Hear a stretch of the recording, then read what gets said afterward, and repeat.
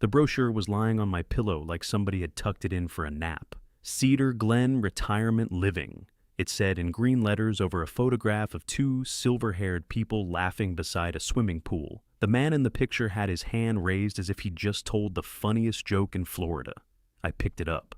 On the back was a calendar of upcoming tours. My son had circled August 17th so hard the pen had torn halfway through the paper. August 17th was 26 days away.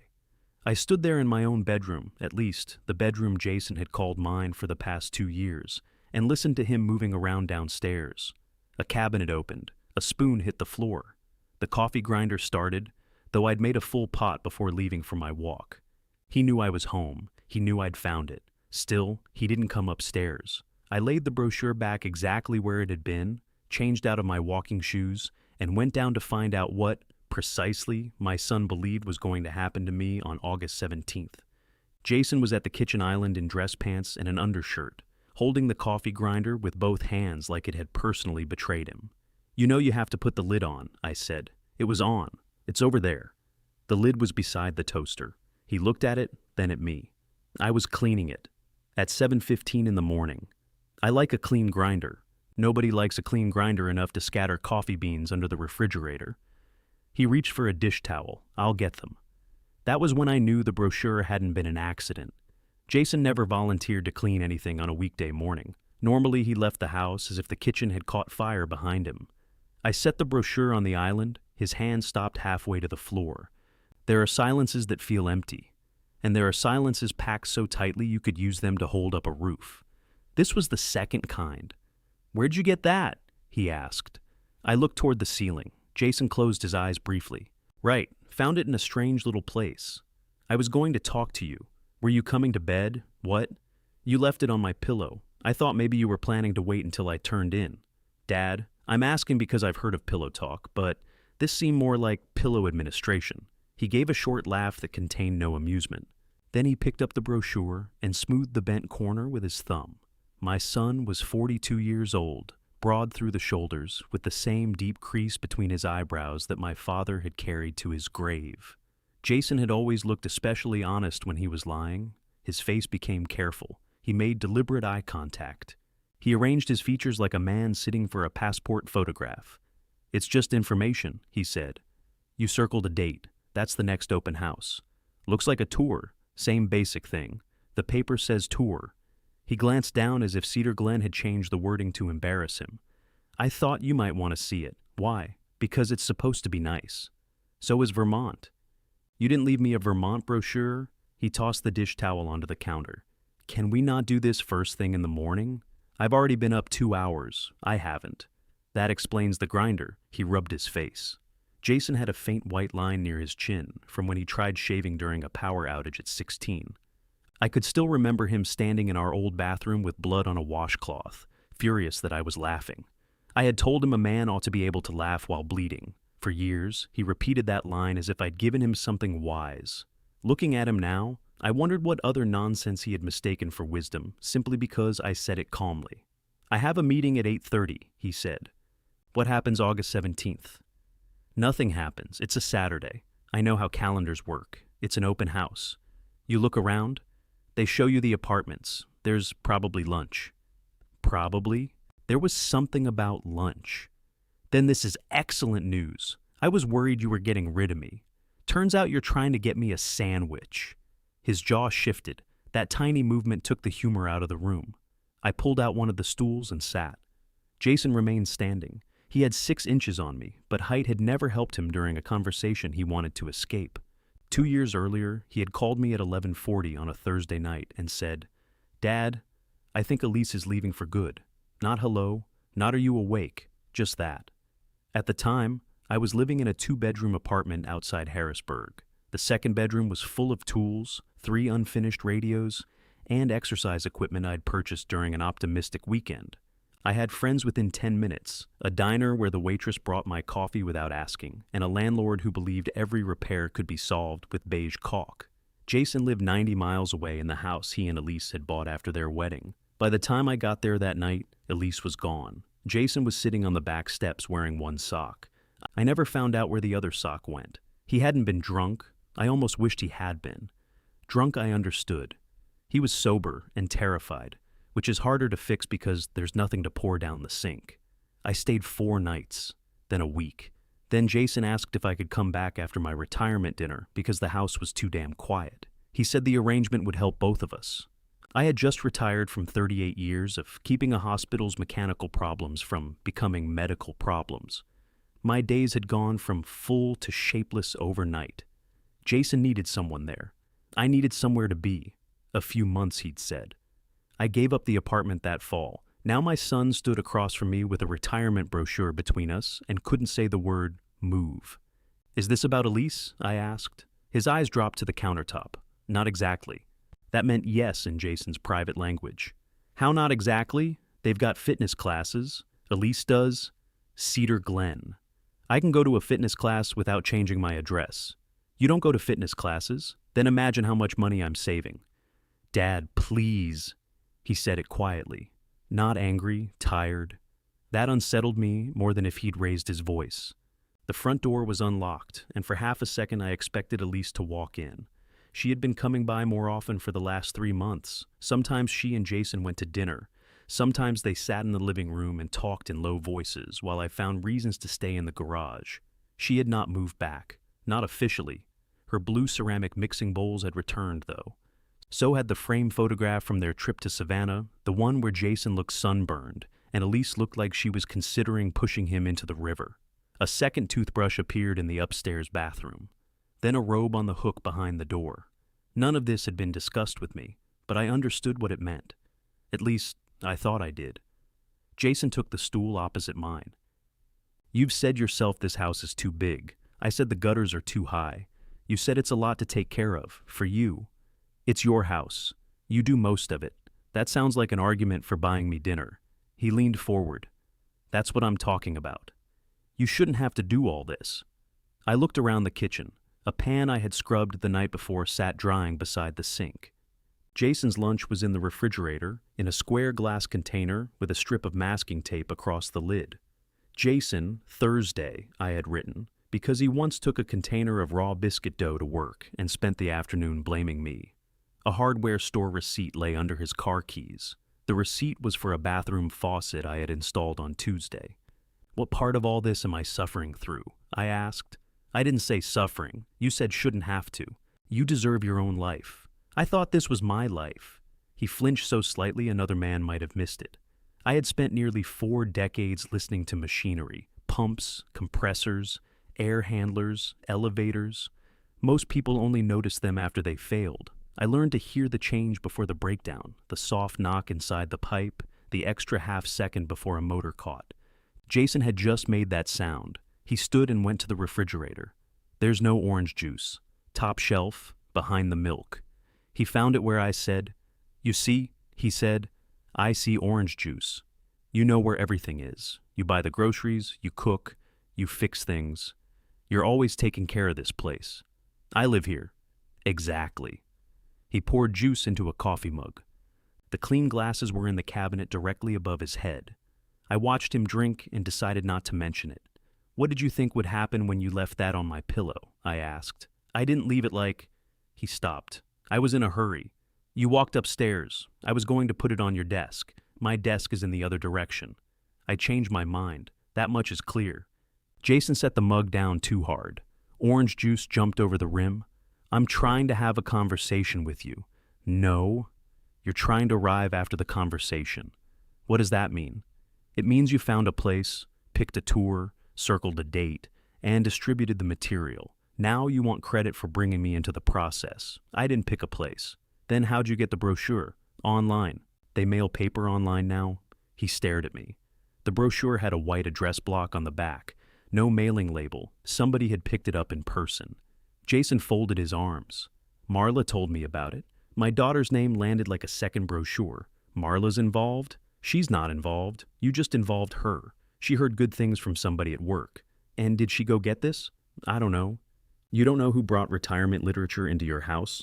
"Why are you talking like it's pornography?" "Pornography would be less concerning. At least nobody circles a date on that." He tried not to laugh. His mouth twitched before he got control of it. For one hopeful second, he looked like himself again. Then his phone vibrated beside his keys, and he turned it face down without checking the screen. "Elise and I have been talking," he said. "I gathered that from her toothbrush. We're trying to work things out. I'm glad. I know you are. Am I interfering?" "No." The answer came too fast. I waited. He looked toward the back windows. Morning sunlight caught every streak I had left when I cleaned them the previous weekend. There are jobs a person should never do when the sun is on the other side of the glass. You think you've done beautiful work until morning tells the truth. Jason tapped one finger against the countertop. "It's complicated," he said. "It usually is when people use that word. Elise needs to feel like this is her home again. She should. It is her home, right? And maybe things need to look different." I glanced toward the dining room. She wants me to repaint? No. Move the radio bench? No. Stop buying off-brand toilet paper? Dad, then help me out. He pressed both palms flat against the island. Cedar Glen has independent apartments. It's not a nursing home. Nobody's saying you can't take care of yourself. I'm relieved to hear my defense has been entered before I knew I was on trial. It's got a restaurant, a workshop, transportation if you ever need it, people your age, dangerous number of those in one place. Would you just look at it? I picked up the brochure and opened it. A woman in a red sweater was painting a birdhouse. A man stood behind her holding a golf club indoors. The apartment diagram showed 1 bedroom, 1 bath, and something labeled a European kitchenette, which appeared to be a regular kitchenette with less counter space. August 17th, 10:30 in the morning, complimentary lunch afterward. Jason had even written the time beneath the circle. "Did Elise ask you to do this?" I said. He inhaled. Outside, the automatic sprinkler clicked on and began watering the driveway. Jason watched it through the window, as if that were the question I had asked. Finally, he said, "She wants us to have a chance." That wasn't my question. "I'm late." He grabbed his keys, kissed the air beside my temple, and headed for the door. Jason. His hand rested on the knob. He didn't turn around. "I'll go on the tour," I said. His shoulders dropped with relief. That was how I knew he hadn't understood me at all. The door closed, and 3 seconds later, it opened again. Jason leaned inside. My lunch. Top shelf. He hurried to the refrigerator, grabbed the glass container, and stopped when he saw his name written across the tape. "Thanks," he said. "You're welcome." For a moment, he looked as if he might try again. Then he tucked the container under his arm and left for good. I waited until his car backed out before cleaning up the coffee beans. Not because I enjoyed it. They made an unpleasant cracking sound under my shoes, and I didn't want to spend the day tracking pieces through the house. I wiped up the orange juice, washed the mug, and put it in the cabinet with the glasses. The brochure stayed on the island. At 8:31, I called Marla. She answered in a whisper. "Is everything okay?" "Why are you whispering?" "I'm at work." "Then why'd you answer?" "Because you called at 8:30 in the morning. You never call at 8:30 in the morning. Should I call back when you're less alarmed? Are you in the hospital?" "I spent enough years there. Dad, I'm fine." There was a pause. Marla said, "You always say that. I'm aware. Today I happen to mean it." A door shut on her end. Her voice returned at full volume. "Okay, I'm in the supply room. What happened? I found a brochure on my pillow. Is that a euphemism? Your brother is trying to relocate me." Another pause, longer than the first. "Cedar Glen?" she asked. There are times when the answer to a question is less important than how quickly somebody recognizes it. You have seen the brochure. I haven't seen the actual brochure. But you know about it. I know Jason was looking at some options. Options for whom? Dad, don't do that. Do what? You know who? That makes one of us. She exhaled into the phone. Marla had been born impatient. As an infant, she had somehow managed to look offended by the speed of the bottle. At 45, she worked in operations for a dental supply company, where her impatience had been reclassified as leadership. Jason asked if I knew anything about retirement communities near him, she said. One of our sales managers moved her mother into Cedar Glen last year. Moved her mother, or her mother moved? What's the difference? About 80 years of human dignity. Oh, come on. That isn't fair. Maybe not. Which one was it? I don't know. They're both happy with it. That wasn't the question either. Why are you interrogating me? Because Jason said you told him about the place, and then he ran out the door. He has a job, so do escape prisoners. It doesn't mean they didn't run. Marla gave the smallest laugh, then caught herself. He was supposed to talk to you. He did. I learned there are fitness classes and lunch. It's not an institution. I never called it one. You're making it sound like he left a bus ticket to Siberia on your bed. It was my pillow. Why does the pillow matter so much? If you come home and find a pair of divorce papers on your toilet seat, let me know if the location adds anything. I'm not married. Then the odds are lower, but the principle stands. Someone knocked on her door. Marla said, "1 minute," then lowered her voice again. "Jason told me you'd been thinking about getting your own place," she said. "That was new. When did he tell you that?" "Last weekend." "Where?" "At my apartment. He came by after the gym." Jason's gym was 15 minutes from his house and almost an hour from Marla's apartment. My children seemed to believe geography stopped applying if they used the phrase "came by." "What exactly did he say?" "I didn't record him." "Take your best shot." "He said you were starting to feel tied down by the house. He said you missed having people around during the day. Cedar Glen came up. That's all." "I'm surrounded by people during the day. You go to the hardware store. There are people there. Employees don't count as a social life. They count if you learn their names. Do you know their names? I know Kevin. His name is on his vest. That's how introductions work." Another knock sounded. Marla covered the phone, but I heard her muffled exchange with someone who needed a key to a cabinet. When she came back, she sounded more tired than annoyed. "Have you actually considered that you might like it?" she asked. "I've had the brochure for an hour. That's not what I mean. I know.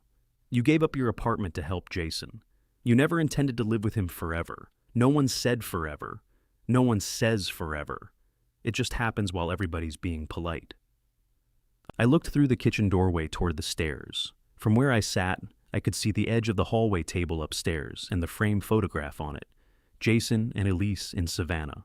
Her hand rested flat against his chest. It had been in a storage box until the week before. "Did Jason tell you Elise was coming back?" I asked. "He said they were close." "Did he say when?" Marla went quiet. I picked up the brochure and ran my thumb over the circle. "August 17th, I said. "He mentioned that as a possibility. For Elise." "Yes." "And me?" "I thought you already knew. About which part?" "All of it." "That's a useful word when you don't want to name the parts." "Dad, I have to go." "Did you think I had agreed to move? I thought you wanted to look." "Those are different things. I know they're different. Did you?" A third knock came, harder this time. Marla's voice tightened. "I'm not conspiring against you. Neither is Jason. He's trying to save his marriage, and maybe he's handling this badly. But that doesn't mean the idea itself is bad. I didn't say the idea was bad. You don't have to. I can hear your voice." "What's my voice doing?" "The thing where you get very reasonable until everyone else feels insane." That one found its mark. Joanne used to accuse me of the same thing. According to her, I could turn calmness into a weapon and make another person feel vulgar for caring loudly. I had always considered that an unfair description, which did not necessarily make it inaccurate. "I'll call you tonight," Marla said. "Please don't start a war before then. I've got errands." That is not reassuring. She hung up. I remained at the island with the phone in one hand and Cedar Glen in the other. The laughing man by the swimming pool still had his hand raised. I decided he was asking for help. My errands were ordinary enough to disappoint Marla. I drove to the post office, the bank, and a grocery store where the carts pulled hard to the left. I bought chicken thighs, green beans, mushrooms, rice, and the yogurt Jason liked, even though he had recently announced he was avoiding sugar. The yogurt had 17 grams per serving. I had shown him the label. He said fruit sugar was different, though there was no fruit pictured anywhere on the container. Habit is stubborn. You can discover your family has been discussing your removal and still remember they're out of yogurt. At home, I put the groceries away and found a stack of flattened boxes behind the pantry door. They were new, heavy cardboard, clean corners, all the tape removed. Somebody had tied them together with twine. I stood looking at them longer than cardboard deserved. There were reasonable explanations. Elise had belongings to bring back. Jason had storage to sort. The hall closet was full of coats nobody had worn since the second Bush administration. I untied the stack and carried the boxes to the garage. My radio bench took up one corner beneath a narrow window. The bench itself was an old oak door laid across two steel cabinets. On it sat a Philco table radio from 1941 with its wooden case removed and its insides exposed. I'd been working on it for months, mostly because finishing it would leave me with one fewer reason to sit there. A strip of blue painter's tape ran along the floor beside the bench. It made a rectangle 6 feet wide and 4 feet deep. I crouched and pressed one edge with my finger. Fresh. The tape lifted cleanly. Interesting, I said to nobody. I left it in place. Around 4, Jason texted, "Running late, Elise coming at 6. Can you do something with the chicken?" No hello. No mention of the morning. I typed, "The chicken and I will discuss our options." 3 dots appeared, disappeared, then returned. "Please just don't make tonight weird." I looked toward the brochure, which I had brought into the living room and placed on the coffee table. "That depends," I wrote, "on your definition of weird." He didn't answer. Elise arrived at 5:40 carrying a bottle of wine and a canvas bag against her hip. She was 39, slim, dark-haired, with a direct gaze that could make a compliment feel like sworn testimony. She hugged me in the entryway with one arm. "I know I'm early," she said. "You've been early since 2009. That was one wedding. It was your wedding, and I was still there before Jason. He thought the ceremony started at 6. It started at 5:30. He was very handsome when he arrived." She laughed, and for a few seconds nothing between us was difficult. Then she lifted the canvas bag. One of her blue mixing bowls was visible inside. "Just bringing back a few things," she said. "I see that?" Her smile changed, not vanished, changed. "Is that okay? It's your house, Elise. I don't want you to feel like I'm barging in. You have a key." I knocked. "Then you're the politest burglar in Pennsylvania." She looked relieved enough to bother me. I took the wine while she carried the bowls upstairs. She did not go to the kitchen, where mixing bowls normally lived. I heard the bedroom door open. Footsteps crossed the floor, then a closet door slide along its track. When she returned, I was trimming the green beans. "Need help?" she asked. "You can do the mushrooms." She washed her hands and worked beside me. Elise cut mushrooms into precise quarters, rejecting any piece that looked too dark. She had always been good company in a kitchen, because she understood that conversation did not need constant maintenance. For several minutes, we only heard the knife against the board. Then she said, "Jason tells me you're looking at apartments." I kept trimming. "Does he?" "He said you might be ready for your own space." "That sounds like me." She glanced over. "Is it not?" "I'm still getting acquainted with the idea." Her knife stopped. Before she could answer, the garage door groaned beneath the kitchen. Jason was home. Elise resumed cutting, faster now. He came through the mudroom with his tie loose and his face arranged in that careful, honest expression. "Smells good," he said. "The chicken made its decision," I told him. His eyes went to Elise, then to me, then to the brochure on the coffee table beyond us. "Can I talk to you?" he asked. "I'm talking to Elise. In the garage. The blue rectangle or somewhere else?" All the color left his face. Elise looked from him to me. "What blue rectangle?" Jason set his briefcase down very slowly. "Dad," he said. "Garage. Now." I handed Elise the bowl of green beans. "Keep an eye on those," I said. "Apparently I have a meeting." Jason waited until the mudroom door clicked behind us. "What were you doing out here? I live here. You know what I mean. I was looking for a romantic place to eat lunch. The garage has atmosphere." He glanced toward the blue tape, then at the flattened boxes leaning beside the workbench. "You moved those." "From behind the pantry door. They were fine where they were. They blocked the broom. You don't need the broom every day. That's an unusual position for the man who wanted a clean coffee grinder." He took off his tie and folded it into his pocket.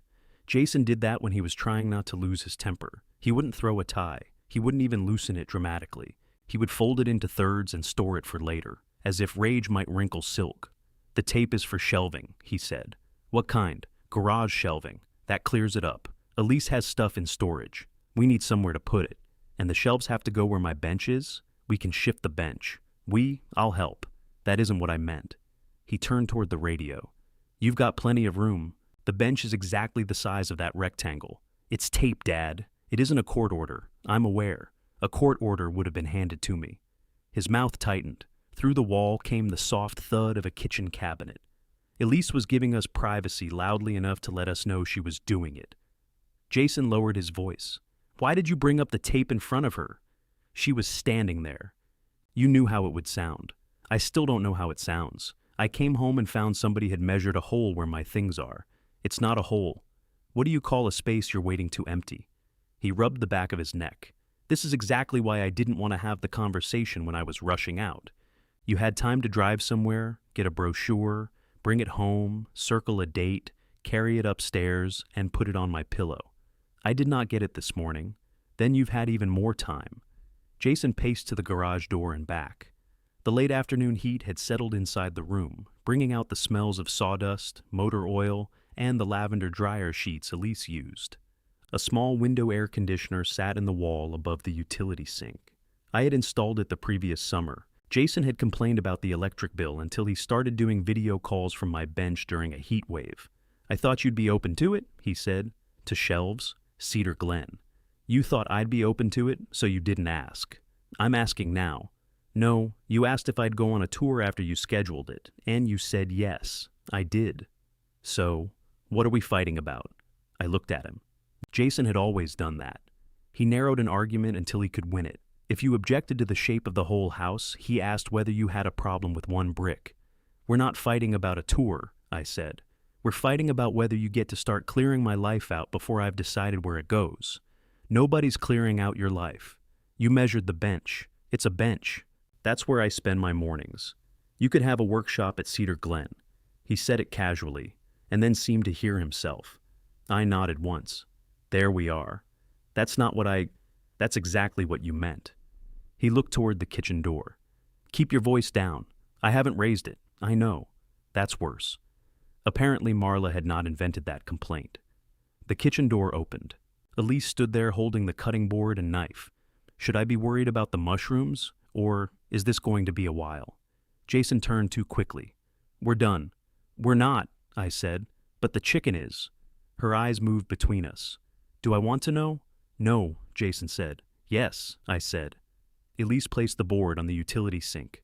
That's helpful. Jason walked past her into the kitchen. I stayed long enough to switch off the small soldering lamp above the bench, though it wasn't on. My hand needed something ordinary to do. Elise remained in the doorway. Is the tape for my storage shelves? She asked. It appears to be. I told him I could keep paying for the unit. Jason likes a project. I didn't know your bench would have to move. Neither did I. Her face settled into the expression she wore when she suspected there was a conversation happening around her rather than with her. Raymond, she said, do you want to move? I could have answered in one word. Instead, I wiped an invisible patch of dust from the radio cabinet. I want to decide. She waited, but I didn't give her more. In the kitchen, Jason opened the silverware drawer harder than necessary. Dinner began with all three of us pretending it was dinner. Elise poured the wine. Jason declined because he had an early meeting, then accepted after she filled my glass. I served the chicken over rice with mushrooms and green beans. The skin had crisped properly, which felt insulting under the circumstances. A bad meal would have suited the room. This is really good, Elise said. Dad puts mustard under the skin, Jason told her. I know. I gave him the recipe. I was making chicken before I met you, I said. Not this chicken. That sounds like a philosophical argument. Elise smiled into her glass. Jason chewed with the concentration of someone dismantling evidence. His phone buzzed twice on the table. The second time, Elise glanced at it. Aren't you going to get that? No. It might be work. Then they can email. They did. That's why your phone buzzed the first time.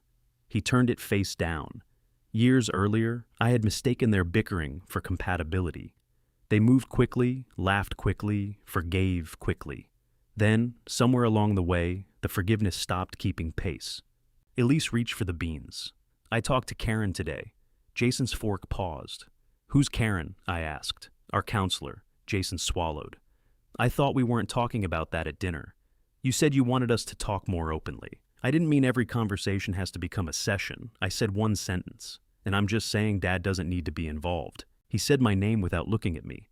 I took another bite of chicken. Elise put the serving spoon down. Your father is sitting here. I can see him.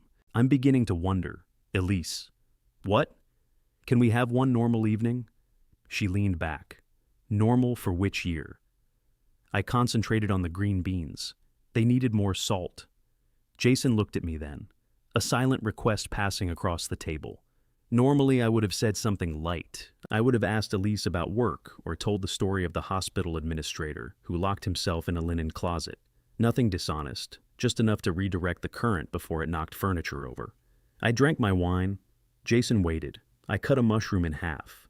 Elise noticed. Her eyes narrowed slightly, not at me, but at the empty space where my intervention should have been. Karen thinks we need a clear plan, she said.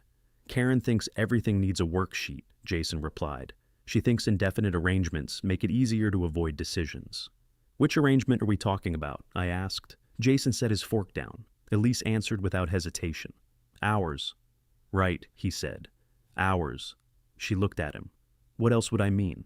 Nothing. I watched him reach for his wine and miss the stem on the first attempt. Elise turned to me. Jason said you were looking at Cedar Glen? So I heard. He said you might go to the open house. I'm going. Good, Jason said too brightly. Elise ignored him. How do you feel about it? It has a European kitchenette. What does that mean? Small but with confidence. She laughed. Jason did not. I've heard good things, she said. But there's no rush, is there? Jason's chair creaked. I looked at him across the table. No, I said. Is there? He picked up his fork again. Nobody said there was. The tour is August 17th, Elise said. That's the day we talked about. Jason's fork stopped halfway to his mouth. We talked about a lot of possible days, he said. You said that one worked. For the open house? No, I meant for me to. I know what you meant. He cut across her so sharply that even he seemed startled. Elise's face cooled. Then let me finish. I'm just saying nothing's set. You told me it was. The refrigerator hummed behind me. Outside, a lawnmower started and stopped, started again, then settled into a steady grind. Jason looked at me. Not for rescue this time, for cooperation. I had not yet decided what cooperation meant. Elise, he said, softer now, Dad agreed to look at the place. We don't know what he'll think. That isn't what you told me Sunday. What did he tell you? I asked. Jason pushed back from the table. Can we not turn this into some kind of cross-examination? You keep using that word, I said. I'm starting to think you feel accused. He stood and carried his plate to the sink, though there was still half a chicken thigh on it. Elise watched him. He told me you wanted your own place before fall. I folded my napkin. That's not entirely false, Jason said from the sink. It isn't partially true, I said. You told me you missed your apartment. I also miss having hair. I haven't started shopping for wigs. Elise's gaze settled on Jason's back. You said Raymond brought it up. I said we'd talked about it. This morning, I said. He turned around. We've talked about space before. You told me the house was too big. The gutters are high. Elise blinked. The gutters? Apparently they've become a central piece of evidence. Jason gripped the edge of the sink. I'm not doing this. Doing what? She asked, getting teamed up on in my own house. The phrase struck all three of us differently. Elise looked down at her plate. I looked toward the garage, though the wall blocked my view of the blue rectangle. Jason seemed to realize what he had said. That came out wrong. No, I said, it came out. He left the kitchen. A door closed upstairs. Elise sat very still, her wine untouched. After a while, she picked up her fork and placed it across her plate with unnecessary care. I should go, she said. You don't have to. I think I do. I didn't argue. That was another form of interference, and I had already begun to see how often we confused interference with love. She carried her dish to the counter. I didn't ask him to put you in Cedar Glen. I didn't say you did. No, you didn't. She took her canvas bag from the chair, then remembered the bowls were upstairs. For a second she seemed embarrassed to retrieve them. In the end, she left them where they were. At the front door, she touched my arm. I'm sorry, she said. For what? She looked toward the stairs. I'm not sure yet. After she drove away, I packed the leftovers into containers. I labeled one Jason, Friday, and put it on the top shelf behind the milk. He came down 20 minutes later. Did she leave? You heard the door? He stood on the other side of the island, exactly where he had stood that morning. She twists things, he said. She seemed to be asking questions. You don't know what it's been like. No. You've made sure of that. He looked exhausted now. Not careful, not honest, just tired. I need her to come home, he said. I closed the refrigerator. And what do you need from me? His eyes went to the brochure on the coffee table. When he answered, his voice was barely above a whisper. I need to know if you can be out by the 17th. I nodded. There it is, I said. Jason stared at me as if I had pulled something from him he meant to keep hidden. I was trying to be sensitive, he said. Is that what the pillow was? I didn't know how to bring it up. You could have tried a sentence. And gotten this? This is the result of not trying one. He dragged both hands down his face. I'm asking for 3 weeks. No. You're asking me to dismantle my life in 3 weeks. Those are different units of measurement. It doesn't have to be permanent. I almost laughed. You want me temporarily out of the house? I mean, Cedar Glen doesn't have to be permanent. You could try it, like a mattress. They do short leases. You checked? His silence answered. How much have you checked? I looked at the website. You went there? What makes you think that? The brochure doesn't have a mailing label. He glanced toward the living room, and in that glance I saw the lobby, the tour, maybe a polite woman showing him the European kitchenette, while he nodded as if my taste in cabinets had always been a concern of his. Did you go inside? I asked. I stopped by. When? Tuesday. I had installed the new bathroom faucet Tuesday. Jason had texted around noon to ask whether I needed anything from the hardware store. I'd told him I had it handled. Apparently he had meant a different kind of hardware. Did Marla go with you? No. Does Elise know? No. So this entire plan to help Elise feel at home has been conducted without Elise. It isn't a plan. You have a date. It was the only open house before she comes back. He closed his eyes. There it was again, only plainer. Before she comes back, I said. Not if. She was ready. Until dinner? Don't do that. I ate chicken. You sat there letting everything get worse. I didn't realize my job was to prevent you from answering your wife. You know what I mean. I'm learning. Jason stepped away from the island and paced into the living room. I followed, not because I wanted to crowd him, but because I didn't want us arguing beside a refrigerator full of food I had prepared for him. It made the symbolism too heavy. He picked up the brochure. Elise says she can't come back while the house still feels like it did before, he said. Before what? Before she left. I wasn't here before she left. Exactly. You came in, and everything changed. His words hung between us. He heard them. I watched him try to decide whether to retrieve them. I sat in the armchair near the window. It was not my chair. Nothing in the living room was mine, except a brass reading lamp beside it, and even that had once stood in Joanne's sewing room. What changed? I asked. You know. No, Jason, tell me. He looked down at the brochure in his hands. You took over. Did I? You cook every night. You weren't eating. You organized the kitchen. You had 4 open jars of mayonnaise. You do my laundry. I stopped doing your laundry after you complained I folded your t-shirts wrong. They don't need to be folded like store displays. That is why they now live wherever you leave them. This is what I mean. Everything becomes a joke, and then there's no way to talk to you. I'm sitting right here. You rearrange things. You fix things I didn't ask you to fix. You made schedules. You put labels on food. The labels prevent biscuit dough incidents. It's my house, and half the time I feel like I'm visiting you. That one landed cleanly. I looked around the room. The curtains were Elise's. The sectional had been chosen by both of them. After an argument that lasted so long, the salesman brought them water. The abstract painting above the fireplace had come from Jason's office. I disliked it, but had dusted it every Thursday. My presence wasn't in the furniture.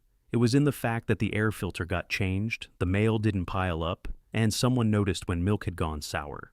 You asked me to come, I said. I know. You asked me to stay. I know. I gave up my apartment. I didn't tell you to do that. It was the first thing either of us had said that could not be made smaller afterward. Jason lowered the brochure. No, I said. You didn't. I'm not saying I wasn't grateful. I didn't ask whether you were grateful. I needed you then. The word then separated the past 2 years from the room we were standing in. He sat on the far end of the sectional. That sounds awful. It sounds accurate. I was in bad shape. You were, and you helped me. More than I can explain. You don't have to. But things have to change now. You keep saying things when you mean me. He leaned forward, elbows on his knees. I don't want you to feel thrown out. What feeling would you recommend? I want you to see there might be something good in this. For me? Yes, convenient. Why can't something help both of us? It can, but if it mainly helps you, don't put my name on the gift tag. He looked at the brochure again. I had never seen a piece of paper receive so much unwanted attention. Can you at least give me an answer after the tour? He asked. No. His head came up. "I'll give you an answer when I have one." "Dad, I need to tell Elise something. Tell her the truth." "Which is?" "You'll have to find your own wording." He laughed once bitterly. "Of course. What does that mean?" "Nothing." "No, go ahead." "It means you always have the luxury of being calm because somebody else has to make the decision." I stood. Jason stood too, perhaps thinking I was leaving the room. I wasn't. I was turning off the lamp, which had been burning beside an empty chair for the past hour. "I made a decision 2 years ago," I said, "and nobody asked you to make it that big." The lamp clicked off. We were left with the overhead light, bright and unforgiving. "I won't be out by August 17th, I said. His face changed. I had not decided to stay. I had decided not to let his urgency become my consent. "What am I supposed to tell her?" he asked. "That your father doesn't disappear on schedule." I went upstairs before he could answer. My bedroom door stood open. The bed was neatly made, the pale gray cover pulled tight across the corners. The pillow looked bare without the brochure.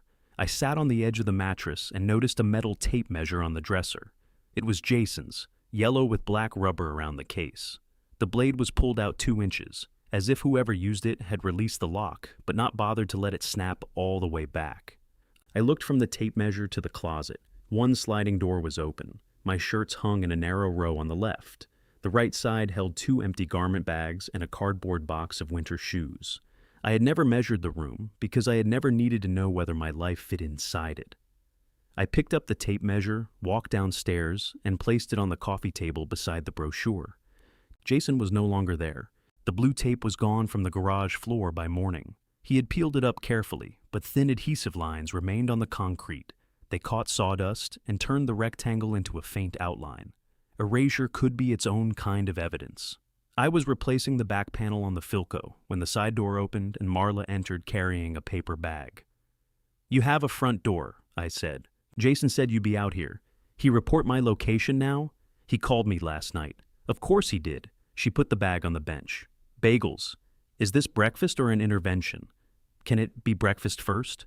Marla wore navy trousers, a white blouse, and flat shoes that sounded firm even on concrete. Her dark hair was pulled into a knot that had begun collapsing on one side. She looked like Joanne around the eyes, and like me when she was determined not to show it. I opened the bag. Everything? And cinnamon raisin. "You did come to fight. I came to talk. Your brother used that phrase too. Then I came to eat." We sat in 2 folding chairs near the open garage door. Marla handed me a coffee she had hidden behind the bag. It had cream in it, which I never used. "I told them black," she said. "They don't listen." She gave me a look. "Is that today's theme?" "You picked it." For a while, we ate without speaking. A delivery truck stopped across the street. The driver rolled a box chair up a neighbor's driveway and left it leaning against the porch rail. It showed a smiling woman sitting in the chair, which made me wonder why furniture companies believed customers needed proof. Marla wiped cream cheese from her thumb. "Jason shouldn't have put that brochure on your pillow." Strong opening. "And he shouldn't have gone to Cedar Glen without telling you." "Did he mention the shelving?" "He said there was a misunderstanding in the garage." "Good. We're almost to the passive voice." "He also said you told him you wouldn't leave by August 17th. That's not how he said it." I'm shocked. She folded her napkin into a smaller square. "Do you want to stay here?" "I want not to be managed." "That isn't an answer. It's the answer I have." "Dad." "What?" "You moved in to help Jason. He's trying to repair his marriage. Surely you knew things might change." "I knew. I didn't know I'd find out from betting." "You're never going to let the pillow go, are you?" "Not soon." Marla looked past me at the workbench. "How much of this house is really yours?" "Very little. That's not what I mean." "I know. You gave up your apartment without talking to me. You donated furniture Mom and I would have taken. You arrived here with boxes and started acting like this was the only possible thing you could have done. Jason needed me. He asked you to stay a while. You turned it into a sacrifice nobody could question because you were helping." I put down my coffee.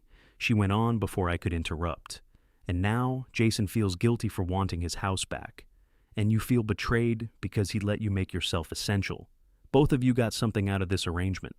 Which side are you on?" Her expression softened. "That's the problem," she said. "You think there have to be sides before you'll admit you're hurt." I looked toward the pale rectangle on the floor. Marla followed my eyes. What was there? Apparently the future. She reached into her purse and pulled out her phone. I'm going to the tour with you, she said. No, I already moved my appointment. I didn't ask you. Exactly. She slipped the phone back into her purse. For the first time that morning, she smiled. You're not the only Hale who can make a decision for somebody else. That sounds hereditary, I said. Marla's smile faded. You're still my father, which should make you less eager to behave like your brother. I'm not trying to push you into anything. I want to see it. Then move there? They might not allow me. I'm too cheerful. You'd bring down the property values. She picked up the bagels and twisted the top closed. You said you'd take the tour. I said I'd go. Alone? I'm 70, not 7. Nobody said you were 7. That's right. At 7, people asked where I wanted to go. She put the bag on my workbench hard enough to rattle a row of screwdrivers. I know you're angry, but you don't get to punish me for answering the phone when Jason called. I'm not punishing you. You're making every sentence cost more than it should. I leaned back in the folding chair. Marla's coffee cup had left a wet ring on the concrete between us. She saw me notice it and wiped the ring with her napkin, which was such a familiar piece of Hale behavior that we both nearly smiled. He told you I wouldn't leave, I said. He said you were refusing to discuss it. I'm discussing it with everybody. That isn't the same as deciding. It has been one day. She stared at me. One day? The brochure arrived yesterday. Marla's face changed. He made it sound like you'd been talking about Cedar Glen for weeks. I was introduced to the subject at 7:15 yesterday morning, and the tour is August 17th. Yes. He told me you'd been dragging your feet. I haven't had time to put on shoes. She sat again. For a while, neither of us spoke. A breeze pushed a dead leaf into the garage, moved it 3 feet, then abandoned it. Marla rubbed the bridge of her nose. I'm sorry, she said. I believed her, which didn't make me less irritated. Thank you, I should have asked. Yes. So should you. About what? Whether I wanted the dresser from your apartment before you gave it to Goodwill. I looked at her. That dresser weighed 400 pounds. I liked it. You called it funeral furniture. I was 30. Everything brown looked dead to me. It had termites. That isn't the point. No, but it was a strong argument. She folded her arms. You make decisions too, Dad. You make them quietly, and then act surprised when the rest of us learn from the result. I opened my mouth, but she was already gathering her purse. I'm still going, she said. To Cedar Glen? Yes. I'm driving myself. Fine. You're not calling ahead and telling them anything about me. Fine. And Jason stays home. Her hesitation was brief. Fine. I narrowed my eyes. You already told him you were going. I told him I might. That means yes in your private language. You invented that language. She kissed my cheek and headed through the side door. Leave the bagels, I called. They're on the bench. Then you're forgiven enough for today. Without turning around, she raised one hand. By noon, Marla had arranged a private tour for the following Tuesday. She texted me the time, the address, the name of the woman meeting us, a link to the dining menu, and a reminder that comfortable shoes were encouraged. I replied that I had survived 38 years in hospital utility rooms and believed I could cross a carpeted lobby without specialized footwear. She sent back a thumbs up, which is how adult children tell you they have stopped listening. Cedar Glen sat 15 minutes from Jason's house behind a line of mature sycamores. A low stone sign marked the entrance. There were no gates, guard booths, or golf carts carrying abandoned fathers into the distance. The buildings were red brick with white balconies, arranged around a courtyard full of flowers. I arrived before Marla. She pulled in 2 minutes later and parked beside me. You came. That's how appointments work. I thought you might decide this was symbolic oppression. I'm saving that for lunch. She wore a yellow blouse instead of her office white, and her hair was down. I realized she had treated the tour like an outing. That softened something in me I was trying to keep firm. Inside, the lobby smelled of lemon polish and coffee. A woman named Diane met us beside an aquarium. She was perhaps 60, with silver bracelets that chimed whenever she moved her hands. Raymond, she said warmly. May I call you Ray? You can call me Raymond. Her smile missed one beat, then recovered. And this must be your daughter. Marla said. You can call me Marla. I looked at her. She looked straight ahead. Diane gave us a folder. I did not open it. She explained that Cedar Glen was independent living, not assisted living. Residents had their own apartments, came and went as they pleased, and could use as many or as few services as they wanted. "We're really about freedom," she said as she led us down the hall. There were an impressive number of handrails for a building devoted to freedom. Still, it was pleasant. The hallways had wide windows. The library contained actual books rather than 3 decorative shelves selected by color. In the fitness room, a woman with white hair was lifting more weight than Jason used for shoulder presses. A pottery class had spilled clay onto a table, while 6 adults debated whether a lopsided bowl counted as artistic intention. The courtyard was better than the photographs. Raised planters bordered a brick path, and a fountain burbled beneath 2 oak trees. 3 men sat at a table playing cards. One of them accused another of cheating. The accused man said cheating required memory, and nobody at the table had enough left. I laughed. Diane heard me. "Our residents have a wonderful sense of community." "They also have good hearing," one of the men called. "That's Bernard," Diane said. "Unfortunately," said the man beside him. We continued into the dining room. It had cloth napkins, real water glasses, and a grand piano. Nobody was playing. Diane described chef-inspired meals and seasonal menus. Through the kitchen doors came the smell of boiled cabbage. "Seasonal," Marla whispered. "Apparently it's cabbage season." Diane showed us a 1-bedroom model on the 3rd floor. The living room was bright, with enough space for a couch, 2 chairs, and a small table. The bedroom faced the courtyard. The European kitchenette had 2 burners, a narrow refrigerator, and a dishwasher, no wider than a briefcase. "I've seen toolboxes with more counter space," I said. "Most residents find they cook less once they experience our dining program," Diane said. "The cabbage is persuasive." Marla coughed into her hand. There was a workshop on the ground floor. That surprised me. It wasn't a room where people glued shells onto picture frames. It had 2 solid benches, a drill press, clamps, a scroll saw, and a ventilation system better than the one Jason had refused to approve for his garage. A woman in overalls stood sanding the leg of a small table. She wore her gray hair in a braid over one shoulder and had safety glasses pushed up on her head. "New recruit?" she asked.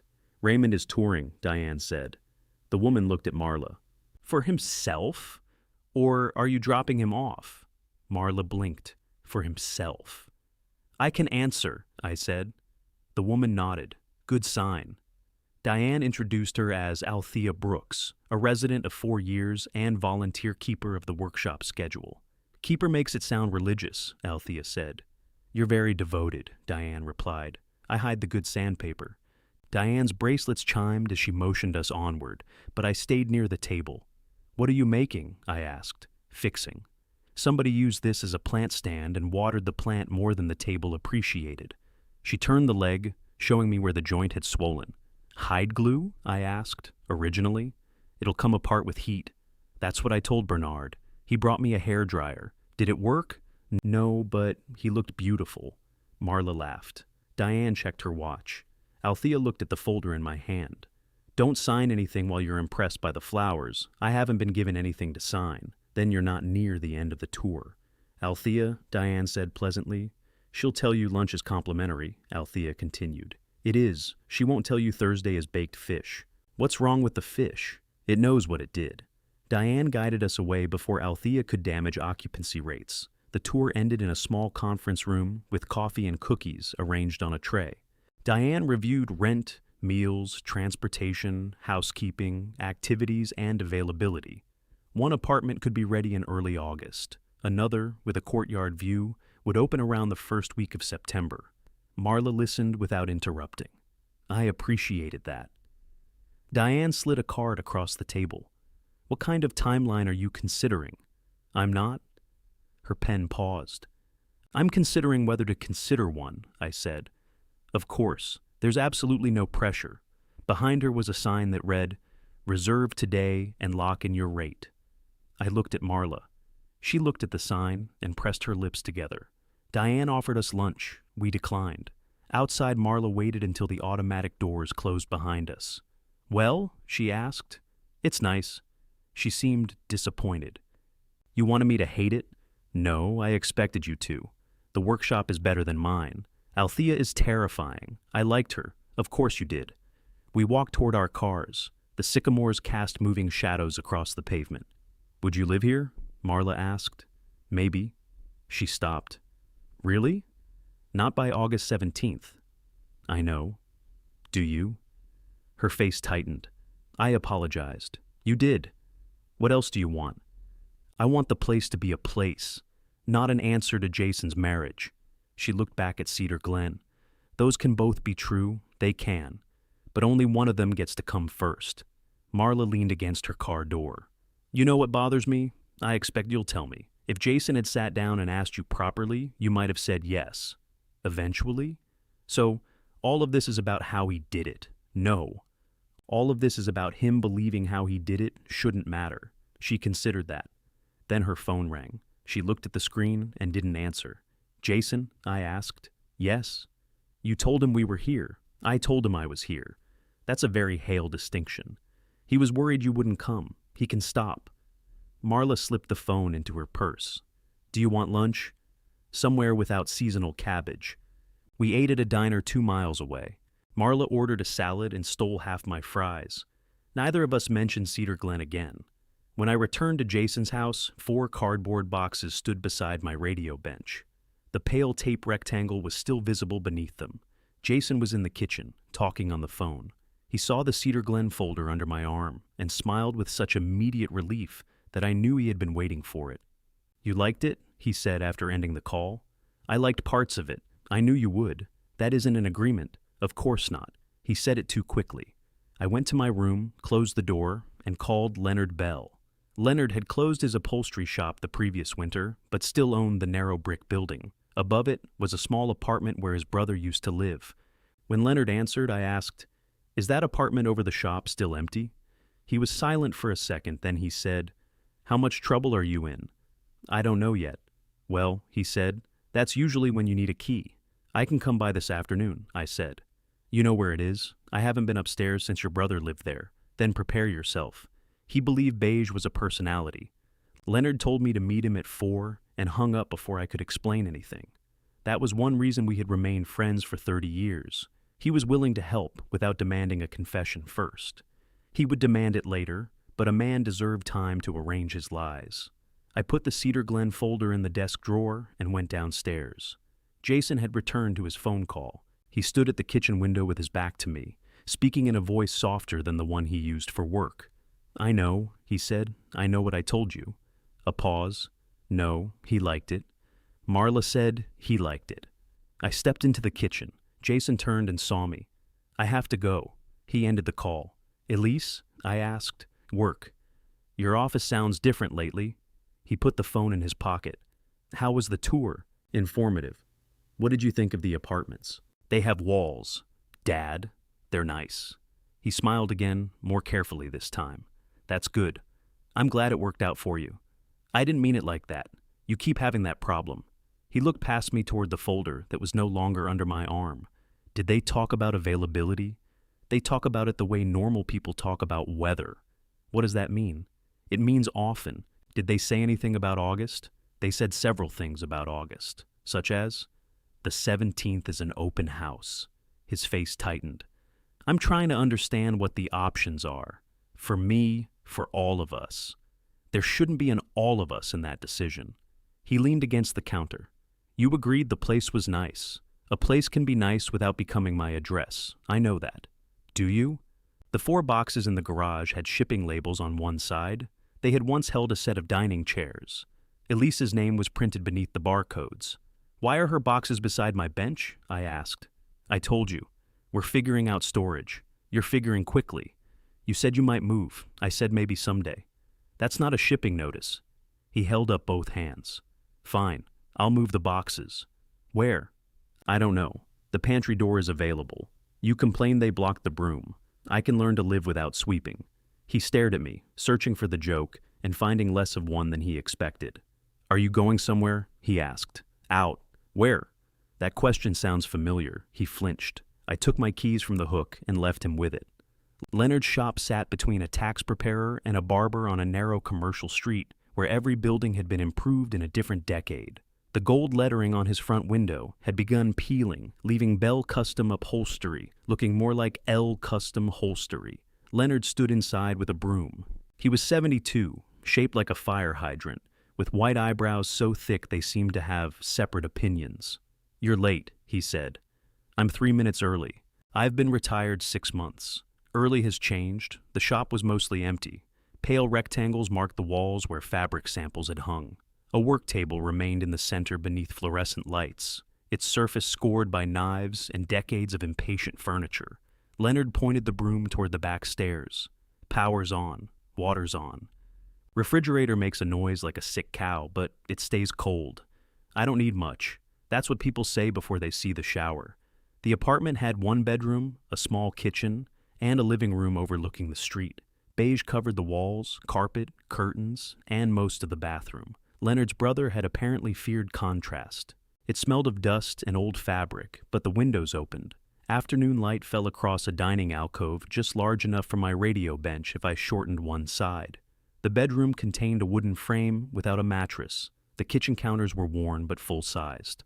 I turned on the faucet. Brown water coughed out, then cleared. "When was somebody last here?" I asked. "February.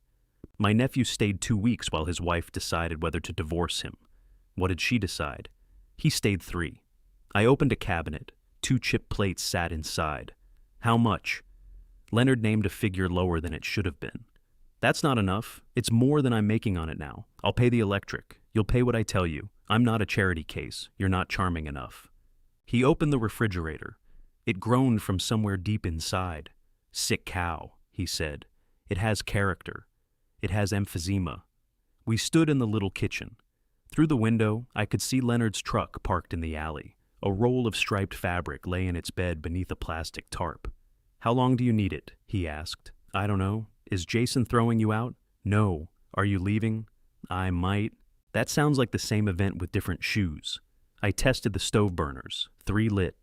The 4th clicked without producing a flame. I found a retirement brochure on my pillow. Leonard considered that. Did it come with mints? No. Poor service. He circled a date. What does mean? It means the mint wasn't the problem. I shut off the burner. "Elise may be moving back," I said. "Jason thinks I'm in the way." "Are you?" "Probably. That doesn't mean he gets to pack you like a lamp. He hasn't packed me. Yet." I looked into the empty living room. It wasn't home. It wasn't even inviting. But no one had measured my absence there. "I need a few days," I said. Leonard took a brass key from his pocket and set it on the counter. "Take them here. I haven't agreed. The key doesn't care." He left it where it was and started down the stairs. "Leonard," he looked back. "I'll pay the electric, fix the 4th burner, and we'll discuss it." After he left, I stood in the apartment until the refrigerator groaned again. Then I picked up the key. Elise's car was in the driveway when I returned. Jason's was not. I found her in the garage beside the cardboard boxes. One of them was open. She held a stack of towels against her chest. "I came for the bowls," she said. "They're upstairs." "I know." Then I saw these. She looked down at the box. "Jason said you were sorting the garage. Jason says many things. Are these in your way?" "Only philosophically." She put the towels back. "I can take them to the storage unit. Leave them. I don't want this to be a problem. They aren't the problem." Elise rested her hand on the box flap. Her wedding ring was back on. I had not noticed it at dinner. "How was Cedar Glen?" she asked. Marla reports quickly. "Jason told me. Also quickly. He said you liked it." "I liked a woman who hides sandpaper. That sounds healthy." "She also warned me about the fish." Elise smiled, but her eyes stayed on the boxes. "I'm glad it wasn't awful," she said. "I was worried when Jason said you decided." My hand tightened around the apartment key in my pocket. "Decided what?" "To find your own place." "When did he tell you that?" "Sunday." The brochure had appeared Thursday. "What exactly did he say?" Elise studied my face. "Raymond, please." She set the towels down. "He said you'd been talking to Marla about wanting more independence, that you missed having your own place and were considering a retirement community." I had not spoken to Marla, her face drained of expression. "He said the open house was your idea," she said. I didn't know Cedar Glen existed. For several seconds, the garage seemed unnaturally quiet. Even the refrigerator in the kitchen had stopped humming. Elise sat on one of the boxes. "I knew something was wrong last night," she said. "What did you ask him to do?" She looked up sharply. "I didn't ask him to move you. What did you ask?" "I told him I couldn't come back to the same arrangement. meaning me, meaning him. I waited. She folded her hands between her knees. When I left, Jason didn't know how to be alone. Then you moved in and made sure he never had to learn. You cooked. You managed the house. You listened to him talk about me. When I called, you explained what he meant. When we argued, you changed the subject, before either of us said anything we couldn't take back. I was trying to help. I know. That sounds like you don't believe it. It sounds like helping isn't always harmless. The words stung because Marla had already loosened the skin around them. Elise looked toward the radio bench. I told Jason that if I came home, he had to run his own life, not hand it to you, not use you to tell me how he felt, not let you turn every ugly conversation into a pleasant dinner. I don't turn every conversation. No. Sometimes you serve dessert first. Despite myself, I smiled. She didn't. I never said you had to leave, she continued. I said he had to stop hiding behind you, and his solution was to remove the hiding place. I guess. August 17th, that was the day we discussed. He told me you wanted to be settled before then. I pulled the key from my pocket and looked at it. A small white tag was looped through the top. Leonard had written 2F in blue ink, Elise noticed. What's that? An option. Cedar Glen? No. She stood. Don't move because of me. I'm not. If Jason lied, we need to talk about it. You and Jason do. So do you. I've been talking for a week. It's been less than a week. It feels longer. She stepped closer. If you leave now, he'll tell himself his plan worked. That isn't my concern, isn't it? I looked at the boxes, the faint tape outline, the exposed back of the Philco. No, I said. My concern is making sure I leave because I decide to, not because he chose a square on a calendar. Jason came through the kitchen door 20 minutes later and found me wrapping the Philco's glass dial in a dish towel. He stopped. Elise was gone. Her bowls were still upstairs, and her boxes were still beside my bench. What are you doing? He asked. Packing. His face opened with relief before he could hide it. Cedar Glen? No. I placed the wrap dial in a small carton. Leonard has an empty apartment over his shop. I'm moving Saturday. Saturday? 3 weeks before your deadline. I didn't mean you had to. I know what you meant. He looked around the garage as if the room might tell him which expression belonged on his face. You decided this without talking to me, he said. I folded the towel over the dial. Yes, I said. Unpleasant, isn't it? That's not fair, Jason said. No. I was asking you to consider something. You were telling Elise I'd already considered it. His eyes shifted toward the kitchen door. She told you. She corrected the story. You had no right to discuss our marriage with her. I didn't. She discussed my supposed moving plans with me. Jason shoved his hands into his pockets. What did she say? That question belongs in your marriage. Don't do that calm father routine. What routine would you prefer? The one where you admit you're trying to punish me. I set the wrapped radio dial in the carton and reached for the knobs. 3 were brown Bakelite. The 4th was a reproduction I had never managed to stain to the right color. You wanted me out, I said. I'm leaving. Not like this. Tell me the correct way. You don't have to run off to some apartment over a closed store. Shop. That's your objection? No, my objection is you making a reckless decision because you're angry. It has a kitchen, a bedroom, and windows that open. You went there today? Yes. With Elise? With Leonard? But you told Elise. She was here when I got back. Jason walked to the boxes and folded one flap over another, though the box was empty. I was going to talk to her. Were you coming to bed? He glared at me. I removed the last knob and placed it with the others. What exactly did she tell you? He asked. That you said Cedar Glen was my idea. I said you were open to it. She says you told her I brought it up. You have brought up getting your own place. When? I don't know. Over the years, I moved here 2 years ago, before that. So, when I had my own place, I spoke favorably about having my own place. You're twisting this. No, I'm straightening it out. Jason bent over the box, pressing the flap so hard the cardboard creased. I needed her to believe something was changing. Then change. I am trying, by rearranging everybody else. He stood up. You think you're so different? No. You gave up your apartment without asking anyone. You took over this house without asking. Now you're moving out without asking. But because you do everything quietly, You get to act like the rest of us are unreasonable. I looked at him, Marla's words with sharper edges. Maybe we're more alike than either of us enjoys, I said. That seemed to disappoint him. He had expected resistance. He stepped away from the box. Then, don't do this. I'm still doing it. Why? Because if I stay, we'll spend the next 3 weeks pretending I have a choice while you clear space around me. I moved the tape. You left the outline. His face collapsed into something younger. Not innocent, just tired. Elise isn't moving back now, he said. I know, she says we have to talk. That seems reasonable. I don't know what to say to her. I picked up the screwdriver. You always know, he said. There it was. Not flattery, not admiration, expectation. I'm retiring from that too, I said. He left the garage without helping me remove the chassis. Packing took less time than it should have. I owned clothes, tools, radios, books, the brass lamp, 2 boxes of records, and a collection of coffee mugs acquired through decades of maintenance appreciation weeks. The hospital had apparently believed a man could be thanked indefinitely with ceramic. Most of the furniture belonged to Jason and Elise. Most of the kitchenware did too, though I had purchased enough pans and utensils that sorting them became an archaeological project. I took the cast iron skillet Joanne gave me our first Christmas and the small saucepan I used for oatmeal. I left the expensive Dutch oven because Elise loved it. I left the knives because Jason would hurt himself, trying to replace them with something advertised during a football game.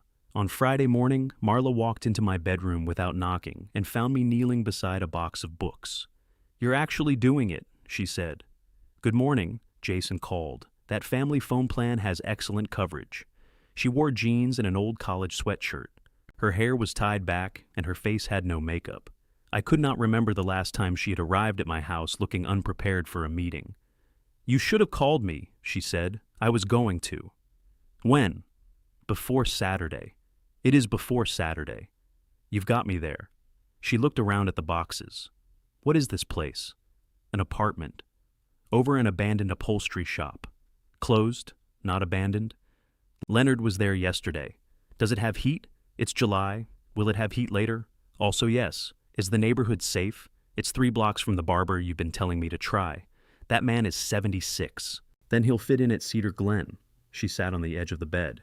You liked Cedar Glen. I did. So why not move there? Because I'm not ready. And you're ready for Leonard's attic? 2nd floor.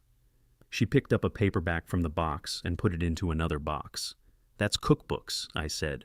It's a book about the Battle of Gettysburg. People ate. I moved it back. Marla watched me. Jason lied to Elise. Yes. He said you already wanted to move. Yes. He told me the same thing.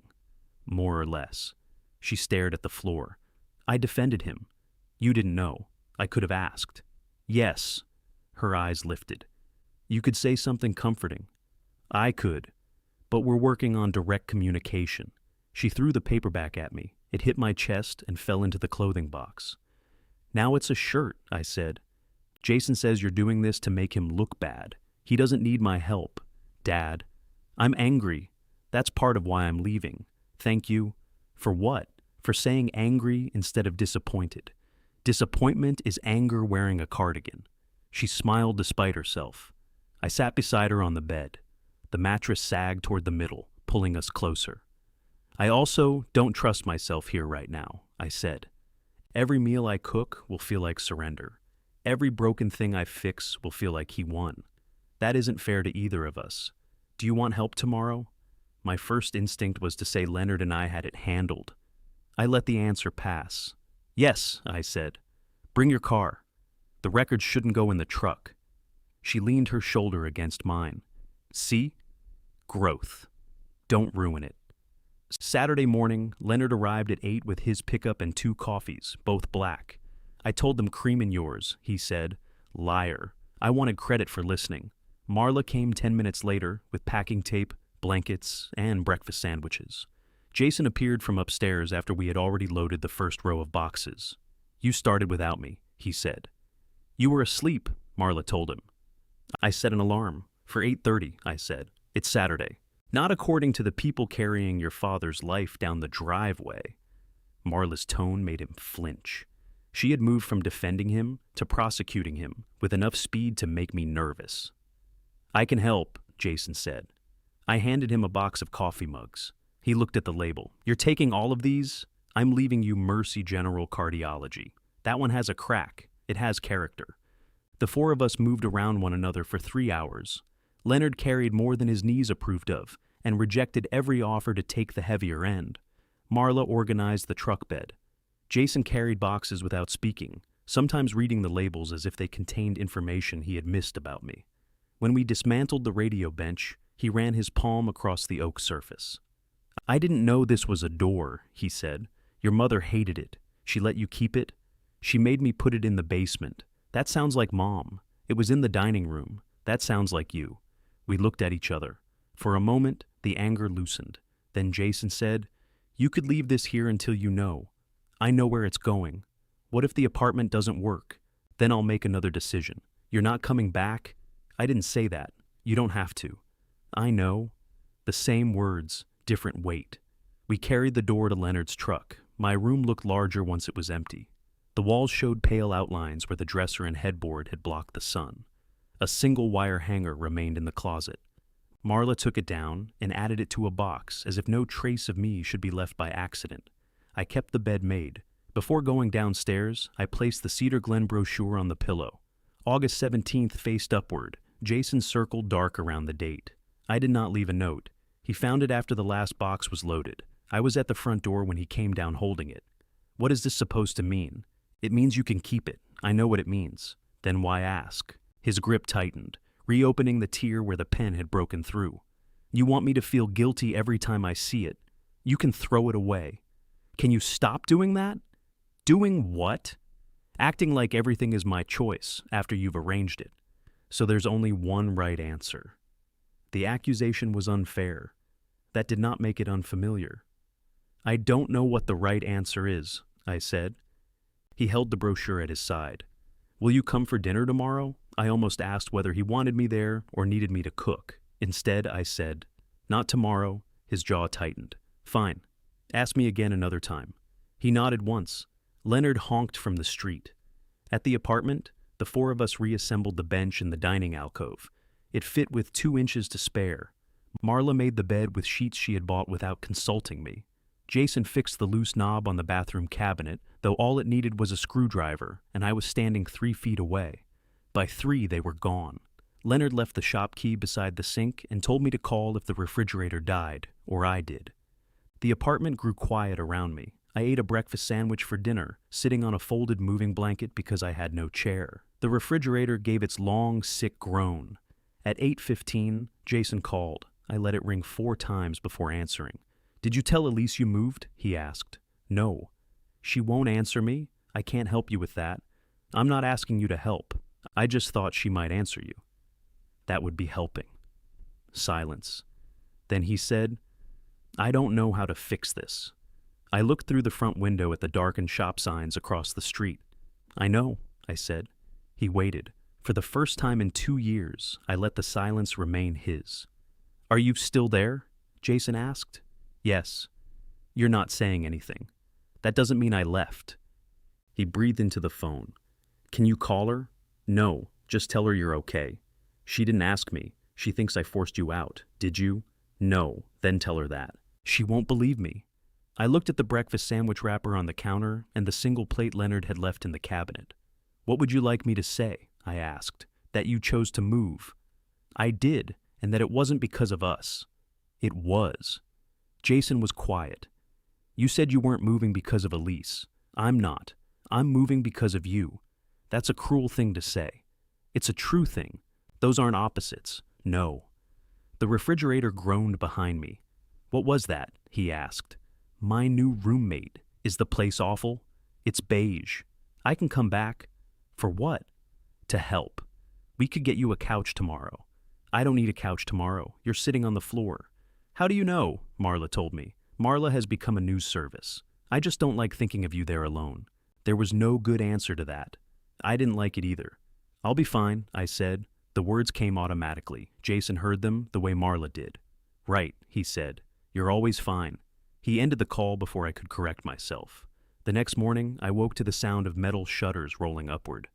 The barber next door opened at 6:30, apparently for men who feared their hair might grow while they slept. I made coffee in the machine Marla had brought from Jason's house. The first cup tasted faintly of the cinnamon-flavored grounds he used around Christmas. I stood at the front window while I drank it. Delivery trucks rattled past. A woman in running clothes stopped to retie her shoe beneath the peeling gold letters on Leonard's window. No one in the building needed me. The feeling was both peaceful and terrible. I spent the morning cleaning. The beige curtains released enough dust to qualify as weather. I scrubbed the kitchen cabinets, tightened the toilet seat, fixed the fourth burner, and removed a bent nail from the bedroom door frame. By 11, I had solved every problem the apartment was willing to offer. Leonard came upstairs carrying a wooden stool. "You need somewhere to sit," he said. "I have the bed. You'll become one of those men who eats every meal 6 inches from his pillow." "What kind of men are those?" "Divorced." "You're divorced. I have chairs." He set the stool at the counter and inspected the burner. "You fixed it. Loose igniter wire. Then we're even on the electric. We weren't negotiating. I was." He opened the refrigerator, listened to the cow inside it, and frowned. "Might replace this. It stays cold." "So does a grave. Cedar Glen has refrigerators." "Then move there?" "I might." Leonard stared at me. "You liked it? They have a good workshop. You're choosing a home based on clamps? There are worse foundations," he grunted. "Joanne called. I nearly dropped my coffee."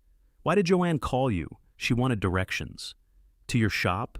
"No, Raymond. To Brazil," I redirected her. "Who gave her your number? Same person who told her you moved." "Marla. Your family communicates beautifully when you aren't included." The knock came before he finished. Joanne had always knocked as if she expected the door to have offended her. 3 brisk strikes, evenly spaced. I opened it to find my former wife standing in the hallway beside a blue upholstered chair. She was 68, with short gray hair, green glasses, and the expression of a woman who had already found 3 things wrong with the stairwell. She wore linen pants and sandals. A canvas purse hung across her body. "You look terrible," she said. "Good morning. You need better lights. I need fewer visitors." She walked past me and surveyed the apartment. Leonard pointed to the chair. "You want help with that?" I got it up the stairs. That wasn't the question. "You two still do this?" she asked. "We practice," Leonard said. The chair had once been in Joanne's sunroom. I recognized a small rust-colored stain on one arm where she had spilled tea and blamed condensation. "I don't need a chair," I said. "You're standing. I have a stool." All 3 of us looked at Leonard's wooden stool. Joanne said, "That's where a farmer milks something." Leonard picked up the chair with her, and together they carried it to the front window. The blue fabric looked shockingly alive against the beige room. "I'm going downstairs," Leonard announced. "To eavesdrop through the ceiling?" I asked. "The register beside your sink carries sound beautifully." After he left, Joanne ran one finger across the windowsill. "You cleaned. It was dirty." "You always clean when you don't want to think. I also clean when things are dirty. Those events overlap more than you admit." She sat in the chair she had brought and bounced once to test the cushion. "Marla shouldn't have called you," I said. "She was worried. She could have called me." "She did. You told her you were fine." "I am fine." Joanne looked around the apartment. "I'm adjusting. That's closer." I poured her coffee. She tasted it and made a face. "Cinnamon?" "Ghost of Christmas." She drank it anyway. "I heard about the brochure," she said. "Did Marla provide photographs?" She offered. "Of course." "On your pillow?" "Yes." That was cowardly. The speed of her judgment startled me. I had been ready to defend myself, though she hadn't attacked. He said he didn't know how to bring it up, so he let betting do it. That was my point. It's a good point. Don't look so pleased. I sat on Leonard's stool. Joanne held the mug between both hands. "Did Jason ask you to move in permanently?" "He asked me to stay." "For how long?" "We didn't set a date." "What did he actually say?" "That the house was too quiet, that it would help both of us. And you gave up your apartment." "Yes." "Did you ask whether he meant for you to?" "He knew." "That isn't what I asked." I looked at the front window. Below us, Leonard dragged something across the shop floor with a long wooden scrape. "I didn't want to keep paying rent on an apartment I barely used," I said. "Reasonable." It made sense. Also reasonable. Why do those words sound hostile? Because you've always believed reasonable decisions don't require permission. I was making a decision about my lease and his house. He was falling apart. I know. He needed me. I know that too. Then what should I have done? Asked. The words sat there, small and unadorned. Joanne looked into her coffee. You could have said, Jason, are you asking me to live here, or are you asking me not to leave yet? You could have made him answer. Instead, you solved the emergency. He was in no shape for a housing conference. Then you could have asked later. I had no response. She shifted in the chair. Do you remember Maryland? I remember the state, the job. I remember. 28 years earlier, a hospital outside Baltimore offered me a promotion and enough money to make every practical argument in my favor. I accepted on a Wednesday and told Joanne Thursday night. By then, I had collected folders for 3 neighborhoods and calculated the commute from each one. We needed the money, I said. We needed a conversation. You said no before you even looked at the houses. You had already accepted the job. It was a good opportunity. That isn't the point. I rubbed my thumb over a rough spot on the stool. Joanne leaned forward. You came home with a folder, Raymond. You put it on the kitchen table and explained where we were going to live. You had school districts, mortgage rates, moving estimates, everything except my opinion. The old defensiveness rose so quickly it embarrassed me. I turned down the job after 3 weeks of making me prove I had a right to object. I apologized. You apologized for upsetting me. You didn't apologize for deciding. The apartment seemed smaller. I pictured Jason in the Cedar Glen lobby collecting the brochure. Maybe he had asked about rent, meal plans, and availability. Maybe he had stood in front of the same sign about locking in a rate and felt responsible rather than cruel. He learned it from me, I said. Partly. I looked up. Joanne's face had softened, but not enough to let me escape. Don't turn that into another way to take over, she said. Jason is 42. He gets credit for his own cowardice. He was trying to save his marriage. You were trying to provide for yours. That didn't make it right. No, I'm sorry. She watched me. For Maryland, I said. For accepting before I asked you. For making you sound unreasonable because I'd already built the practical case. Joanne looked down at her mug. I'm not here for an apology. I know.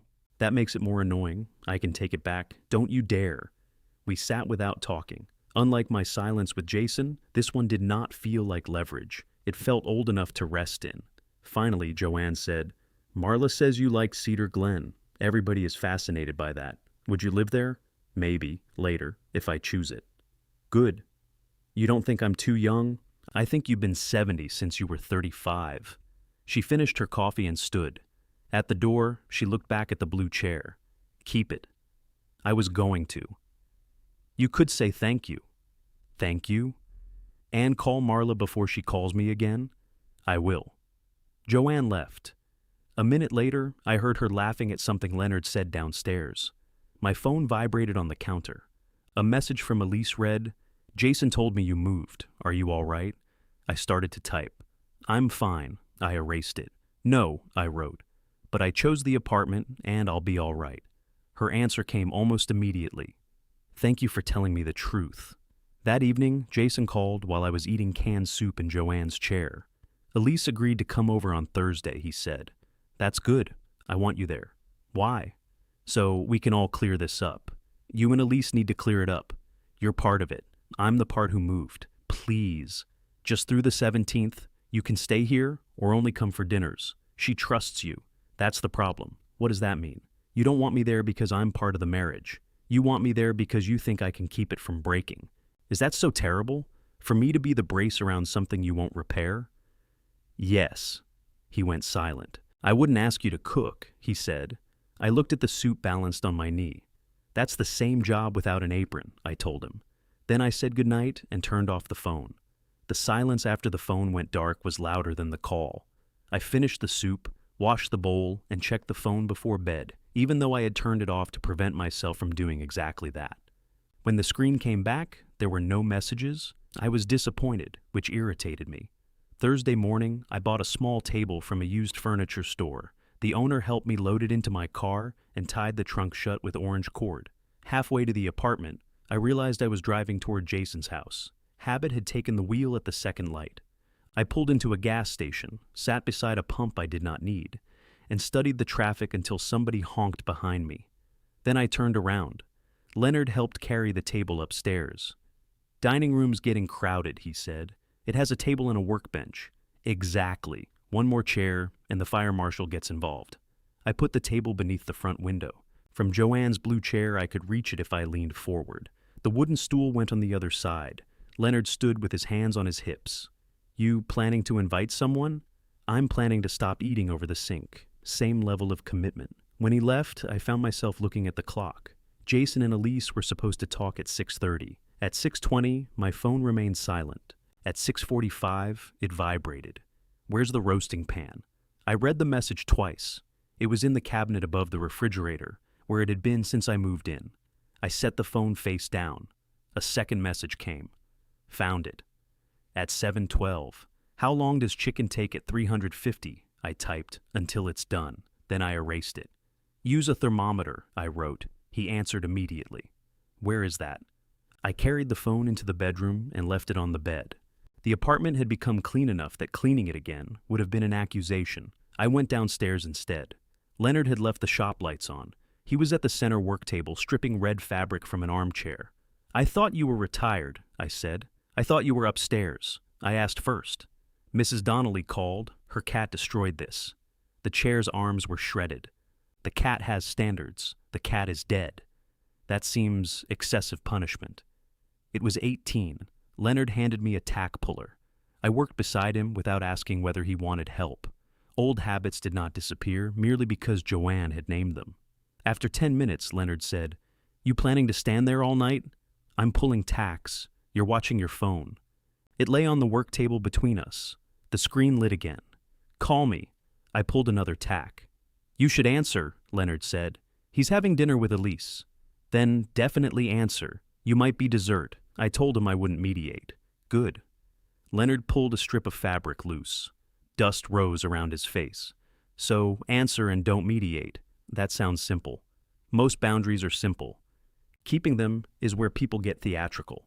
The phone stopped ringing. A minute later, it buzzed with a voicemail notification. I put down the tack puller. Leonard nodded toward the stairs. "Go be his father. Just don't be his wife." I went upstairs and listened. Jason's voice was low. "Dad, she left. I'm not asking you to fix it. Just call me when you can." He sounded calm. That frightened me more than panic would have. I called. "What happened?" I asked. "She left." "You mentioned that." I told her the truth. "All of it?" "I don't know what all of it is anymore." "Start with what you said," Jason breathed out. "I told her I was the one who brought up Cedar Glen. I told her you didn't ask to move. I told her I said those things because I thought if she believed you already wanted to go, she wouldn't feel guilty about coming back. And she asked why I thought her guilt was the main obstacle. That seems like a reasonable question, I know. Do you? Can you stop checking every sentence for lies? No. The answer surprised both of us. He was quiet. "I'm sorry," I said. That was sharper than it needed to be. No, it wasn't. I sat in Joanne's chair. "What did you tell her?" I asked. "That I panicked, that she wanted changes, and moving you out was a change I could actually make. What changes did she want? The same things she's been saying for a year. Such as that I avoid things, that I let people take care of me, and then resent them for knowing how much I need it. That I make promises when I'm scared and forget them when I feel safe." He spoke the list without arguing against it. That was new. She asked what I'd done since she left, besides wait for her to come back, he continued. I told her I went to counseling. How many times? 3 in 2 years? There were scheduling problems. "Jason." "I know." Downstairs, Leonard dropped something metal and swore. "What did Elise decide?" I asked. "She's not moving back on the 17th. I looked at the dark window. My reflection sat in the blue chair, phone against one ear, free hand gripping the armrest. "I'm sorry," I said. "Are you?" "Yes." "You hated the whole plan. I hated being the plan." She said the same thing. About herself? She said, "I keep treating people like pieces. If I can get everybody in the right room on the right day, the problem is solved." I thought of Maryland, folders arranged on a kitchen table, houses grouped by commute. "Somebody may have taught you that," I said. "What does that mean?" "Nothing useful tonight. I made dinner, I gathered. The chicken was raw when she got here. The thermometer? It was in the drawer beside the stove. Good place for it. You kept saying it was above the refrigerator. The roasting pan was above the refrigerator. You could have been clearer. I could have cooked it too. I didn't mean, I know. His laugh came out broken and brief. I burned the rice, he said.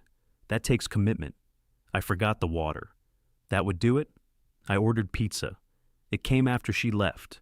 Put it in the refrigerator. Top shelf? Anywhere you want. The sentence silenced him. I could picture the kitchen. The roasting pan in the sink, raw chicken cooling on the counter, pizza box open on the island. My labels gone from the refrigerator. Nobody redirecting the evening. Do you want me to come over? I asked. It slipped out before I decided. Jason did not answer immediately. Yes, he said. Then, no. Which one? I want you to. I don't think you should. That might have been the first choice he made all week that did not require somebody else to move. I'll call you tomorrow, I said. Okay, put the chicken in the trash. I already did. Take it outside, Dad. Raw poultry. I know. We ended the call. I went back downstairs. Leonard had removed most of the red fabric. The chair beneath it was smaller than it had looked. She moving back? He asked. No. You going over? No. He handed me the tack puller.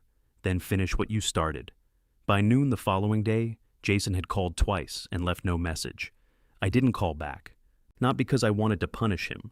Because I knew exactly what would happen if I heard his voice while the wound was fresh. I would step inside it and call that care. Instead, I drove to Cedar Glen. I told myself I wanted to ask Diane about workshop access for visitors. In truth, I wanted to be somewhere no one knew whose father I was. Althea was sanding the same table leg. You're slow, I said. You're back. Diane around? Always. She can smell uncertainty. I looked at the clamps on the wall. Can visitors use the shop? With supervision. Whose? Mine. That seems unsafe. She pointed to a pair of safety glasses. Put those on. I spent 2 hours helping her separate the swollen joint. Bernard wandered in, carrying coffee, and advised us to use a hammer. Althea told him his contribution had been noted and rejected. He stayed anyway. Nobody asked why I was there. At lunch, Althea took me to a corner table in the dining room. The baked fish was not as bad as advertised. That's because it's Friday, she said. Thursday fish has endured more. Bernard joined us with a bowl of soup. He had lived at Cedar Glen for 18 months after deciding he was tired of maintaining a townhouse. My daughter wanted me here, he said. So naturally, I refused for 6 months. What changed? I asked. My furnace broke. I realized I was staying home to spite a woman who lived 40 miles away. Althea buttered a roll. Bernard's principles are weather-dependent. Most good principles are. My phone rang in my pocket. Jason, I let it ring. Althea glanced at me. You can answer, I can, but you won't. Not during fish. Reasonable. It rang again 10 minutes later. This time, I stepped into the hall. Jason sounded out of breath. Are you busy? Yes. Oh. What's wrong? I was going to bring your mail. You can leave it with Leonard. I'm outside. I looked through the lobby windows. His car was parked beneath a sycamore. Jason stood beside it, holding a grocery bag and the Cedar Glen brochure. When I walked out, he raised the brochure. You left this, he said. I left it for you. I don't want it. Neither did I. He folded it once, then seemed to regret it. What's in the bag? I asked. Your yogurt. I don't eat that. You bought it every week. For you. He looked inside the bag as if the containers had altered their identity. I thought it was yours. 17 grams of sugar. Fruit sugar is different. There's no fruit. He laughed despite himself. Then he looked past me at Cedar Glen. You came back. I did. Does that mean you're thinking about it? It means I had lunch. He nodded. His face was pale, his shirt wrinkled. He looked like a man who had slept badly and had no one to hide it from. The house is too quiet, he said. The words passed between us from 2 years earlier. Do you miss me? I asked, or do you miss what I did? Jason stared at the grocery bag. I don't know yet, he said. It hurt. It was also true. That's an answer, I said. We sat on a bench beneath the sycamores. He ate one of the yogurts. I did not tell him I was lonely until he asked me directly. Then, for once, I did not say I was fine. I told him the apartment was lonely at night. The admission felt larger than the fact. Jason stopped scraping the yogurt cup with his spoon and looked at me. Do you hate it? No. Do you like it? Parts of it. He nodded towards Cedar Glen. You keep saying that about places. Places are rarely one thing. You could come back. The invitation came quietly, without the panic I expected. Would you want me back? I don't want you sitting over a closed upholstery shop feeling lonely. That isn't what I asked. He folded the foil lid into a narrow strip. I don't know what I want, he said. Everything I want seems to become somebody else's job. We sat beneath the moving shade of the sycamores. Through the lobby windows, I saw Althea cross with a wooden table leg over her shoulder like a rifle. I miss the house, I said. I miss the kitchen. I miss knowing where everything is. Top shelf behind the milk. Apparently, he smiled. I miss you too, I said. Jason looked down at his hands. That doesn't mean I'm coming back. I know. Do you? I'm trying. When he left, he set the grocery bag beside me and placed the brochure on top. The paper had been folded through August 17th, splitting the circle into 2 dark half moons. Keep the yogurt, he said. I don't eat it. Maybe Althea does. He had remembered her name from one mention. That bothered me in a good way. I took the brochure home. The date continued approaching, whether anyone agreed to it or not. Cedar Glen called to remind me about the open house. Diane sounded surprised when I said I had already taken a tour. We'd still be delighted to have you, she said. We'll be showcasing several new programs. Has Thursday Fish been addressed? A pause. I'm not sure I understand. Then not completely. I declined the open house. 5 minutes later, Althea called from the workshop phone and invited me to a resident supper that evening. We're allowed guests, she said. Bernard's bringing a woman he claims is his cousin. Isn't she? No one knows. She changes names. I'm not a resident. Neither is Bernard mentally, but he pays rent. What's the occasion? Saturday? That happens every week. At our age, repetition is achievement. I told her I would come. During the days before the 17th, Jason stopped calling with questions he could answer himself. He did not ask where the trash bags were, or how to clean the roasting pan. Once, at 10 in the evening, he texted to ask whether I had ever heard the furnace make a clicking sound. I typed 3 possible causes before deleting them. Is the heat on? I asked. It's August. Then turn off the furnace and call the technician tomorrow. He answered with a thumbs up. The next afternoon, he sent me the technician's invoice and wrote, "Loose panel, fixed." I replied, "Good." It was the least helpful conversation we had ever had. It may also have been the healthiest. Marla came for dinner at the apartment and brought 2 folding chairs that did not match each other or anything else. I made pasta on the repaired burner. She complained that I had used too much garlic, then ate 2 servings. Are you still lonely? She asked. Yes. The fork stopped halfway to her mouth. What? You asked. I expected you to say you were fine. I can if it makes dinner easier. No. She put down her fork. Do you want me to visit more? Sometimes. How often is sometimes? I don't know yet. You're very difficult when you communicate. People should be careful what they request. She smiled, but her eyes grew wet. Marla disliked crying in front of anyone. She reached for the water glass and blamed the garlic. I began spending 2 mornings a week in the Cedar Glen workshop. Officially, Althea supervised me. In practice, she gave me the good sandpaper after determining I returned tools to their proper places. We finished repairing the swollen table and started refinishing a cedar chest someone had rescued from a basement. Bernard came in regularly to offer advice and avoid an exercise class. He had been an accountant before retirement and believed this qualified him to estimate drying times. Jason saw Elise twice. The first meeting lasted 20 minutes. The second lasted almost 2 hours. He told me only that he had started counseling again and had another appointment the following week. I did not ask whether she was coming home. He did not volunteer. On the morning of August 17th, I woke before 6 and found the brochure on the kitchen table beneath my keys. I had left it in a drawer, but the drawer stuck in humid weather, and I had taken everything out the night before to plane the edge. The laughing couple beside the swimming pool had been creased down the middle. The man's raised hand was split at the wrist. August 17th, open house at 10:30, complimentary lunch. In another version of the month, I would have been moving into Cedar Glen that day while Elisa unpacked her bowls in Jason's kitchen. Jason would have carried my boxes, thanked me for understanding, and told himself the timing had been mutual. Instead, I ate eggs at Leonard's old work table while the barber raised his metal shutters. At 10:30, I was in the upholstery shop, helping Leonard stretch green fabric across Mrs. Donnelly's chair. At noon, I went to the hardware store and bought brass screws. At 3, I ironed the only shirt I owned that made me look as if I had dinner plans. The circled date passed hour by hour without asking anyone's permission. At 5:15, someone knocked. Jason stood in the hall. He wore jeans and a pale blue shirt Elise had given him. He had shaved, though a strip of foam remained beneath his right ear. His eyes moved past me into the apartment. "You got chairs," he said. "Marla has connections. Can I come in?" I stepped aside. He sat in Joanne's blue chair. I took the wooden stool. The folding chairs were against the wall because the apartment could not hold all its furniture and still permit walking. "You going somewhere?" he asked. "Cedar Glen." His shoulders stiffened. "For dinner," I said. "Oh, what's wrong?" "Nothing." "You drove 20 minutes to inspect my chairs." He leaned forward, elbows on his knees. "Elise was supposed to come home today." "I remember.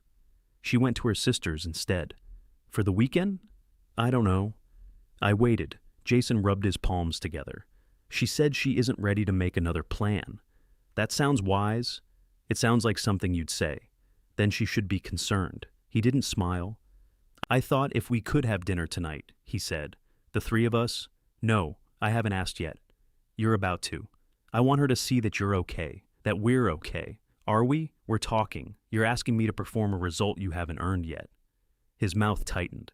"Why does everything I say sound worse when you repeat it?" I removed the decorations. He stood and walked to the front window. Outside, a bus sighed to a stop, released 2 passengers, and moved on.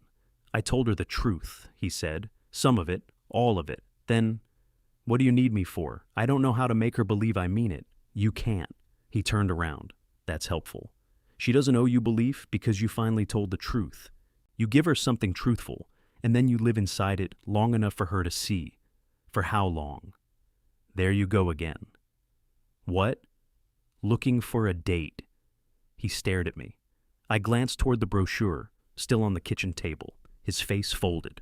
"I really did think you might like it there," he said. "I do like it. That almost makes it worse." "Why?"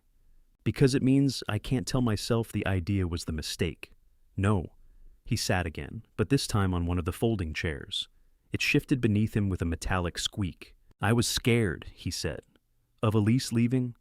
"Yes. And of you staying." He looked ashamed, which made me less eager to punish him for the answer. "Why?" "Because it was getting too easy. For me to take care of things. For me to let you." I said nothing. "You knew when I was lying to Elise," he continued. "You knew when I hadn't eaten, when I skipped work, when I spent the whole day pretending to fix something in the yard. You never made me explain. You just stepped around it and handled whatever I dropped. You were hurting. I liked being hurt around you. That surprised me." Jason looked at the floor. It gave me a reason not to get better. "Then Elise started coming back, and I thought I could just switch lives again. You'd go somewhere nice. She'd come home. I'd be the man I was supposed to be, and no one would have to see the part in between. Right?" He pressed his hands together. "There's something else?" he said. I waited. "You're 70. So I've heard. You act like you're never going to need anything." The room became very still. "I know you're healthy," he said quickly. "I know you can take care of yourself, but sometimes I'd see you on the ladder or rubbing your knee and I'd think, what happens later? What if you stay and then you can't leave? What if I'm responsible for you?" There was the fear beneath the fitness classes and transportation. "You could have asked me," I said. I was ashamed of me getting older, of wanting an answer before there was a problem. And Cedar Glen looked like an answer. "Yes." I thought of the Maryland folders, every practical concern lined up in advance. No room left for another person to complicate it. "I understand that more than I want to," I said. He looked up. "That doesn't excuse what you did. I know, and I shouldn't have moved in without making us say what it meant. You were helping. I was also lonely. Your need gave me somewhere to put mine." Neither of us moved. The refrigerator made its sick cow groan. Jason looked toward the kitchen. "That thing is awful. It has character." He laughed once, then covered his face with both hands. "I miss you," he said through them. "Not just the food, not just the house. I miss hearing you in the garage. I miss you making fun of my yogurt. I miss not having to schedule a reason to talk to you. You can call without a broken furnace. I don't know how. Practice. He lowered his hands. Come to dinner, he said, not to fix anything, just because I want you there. Is Elise coming? I was going to ask her. Then it's still a plan. His face tightened again. I have dinner at Cedar Glen, I said. I want to go. He glanced at the clock. On this date. Especially on this date. He stood. What should I say to Elise? Something true. I've done that. Then stay in the room after you say it. And if she leaves, you let her choose. Jason nodded slowly. At the door, he turned back. Are we okay? No. He absorbed it. But we're talking, I said. He left without asking me to soften the answer. At Cedar Glen, Althea had saved me a seat between her and Bernard. Bernard's alleged cousin introduced herself as Ruth and corrected him every time he called her Rachel. The chicken was cooked. The rice had water in it. Nobody needed me to explain anyone else. Halfway through dessert, my phone vibrated. Jason had sent one message. I told her I don't know if I can change fast enough. She said, fast isn't the same as real. We're still talking. I put the phone away. Althea slid the pie toward me. Good news? She asked. Not yet. Better than bad? More honest. She nodded as if that were enough for one evening. For the first time, August 17th felt less like a date my son had chosen for my disappearance, and more like a day I had lived all the way through. After dinner, Althea walked me to the lobby. You planning to move in? She asked. Do you ask every guest? Only the ones who reorganized the clamps. They were backwards. They were where I put them. Backwards. She pushed the elevator button for herself. Diane says you've toured twice. Once. The second time I escaped supervision. Smart. The elevator arrived. She held the door with one hand. Don't move here to prove your son didn't send you, she said. I wouldn't. Don't refuse to move here for the same reason. Before I could answer, the doors closed on her. I stood alone beneath a chandelier, shaped like an upside-down wedding cake. Althea had an irritating habit of waiting until the last possible moment to become wise. Jason called the following afternoon. Is this a good time? He asked. I checked the phone to make sure it was him. Who gave you this number? Can you talk? Yes. Elise and I met for coffee. How did it go? We drank coffee. That's promising. She's keeping her apartment. For now? She didn't attach an expiration date. More promising. He was quiet for a moment. I wanted to ask what I should do next, he said. But I know what you'll say. What will I say? That's for me to figure out. I was going to recommend juggling. See, this is why nobody knows when you mean something. I mean, you should figure it out. I know.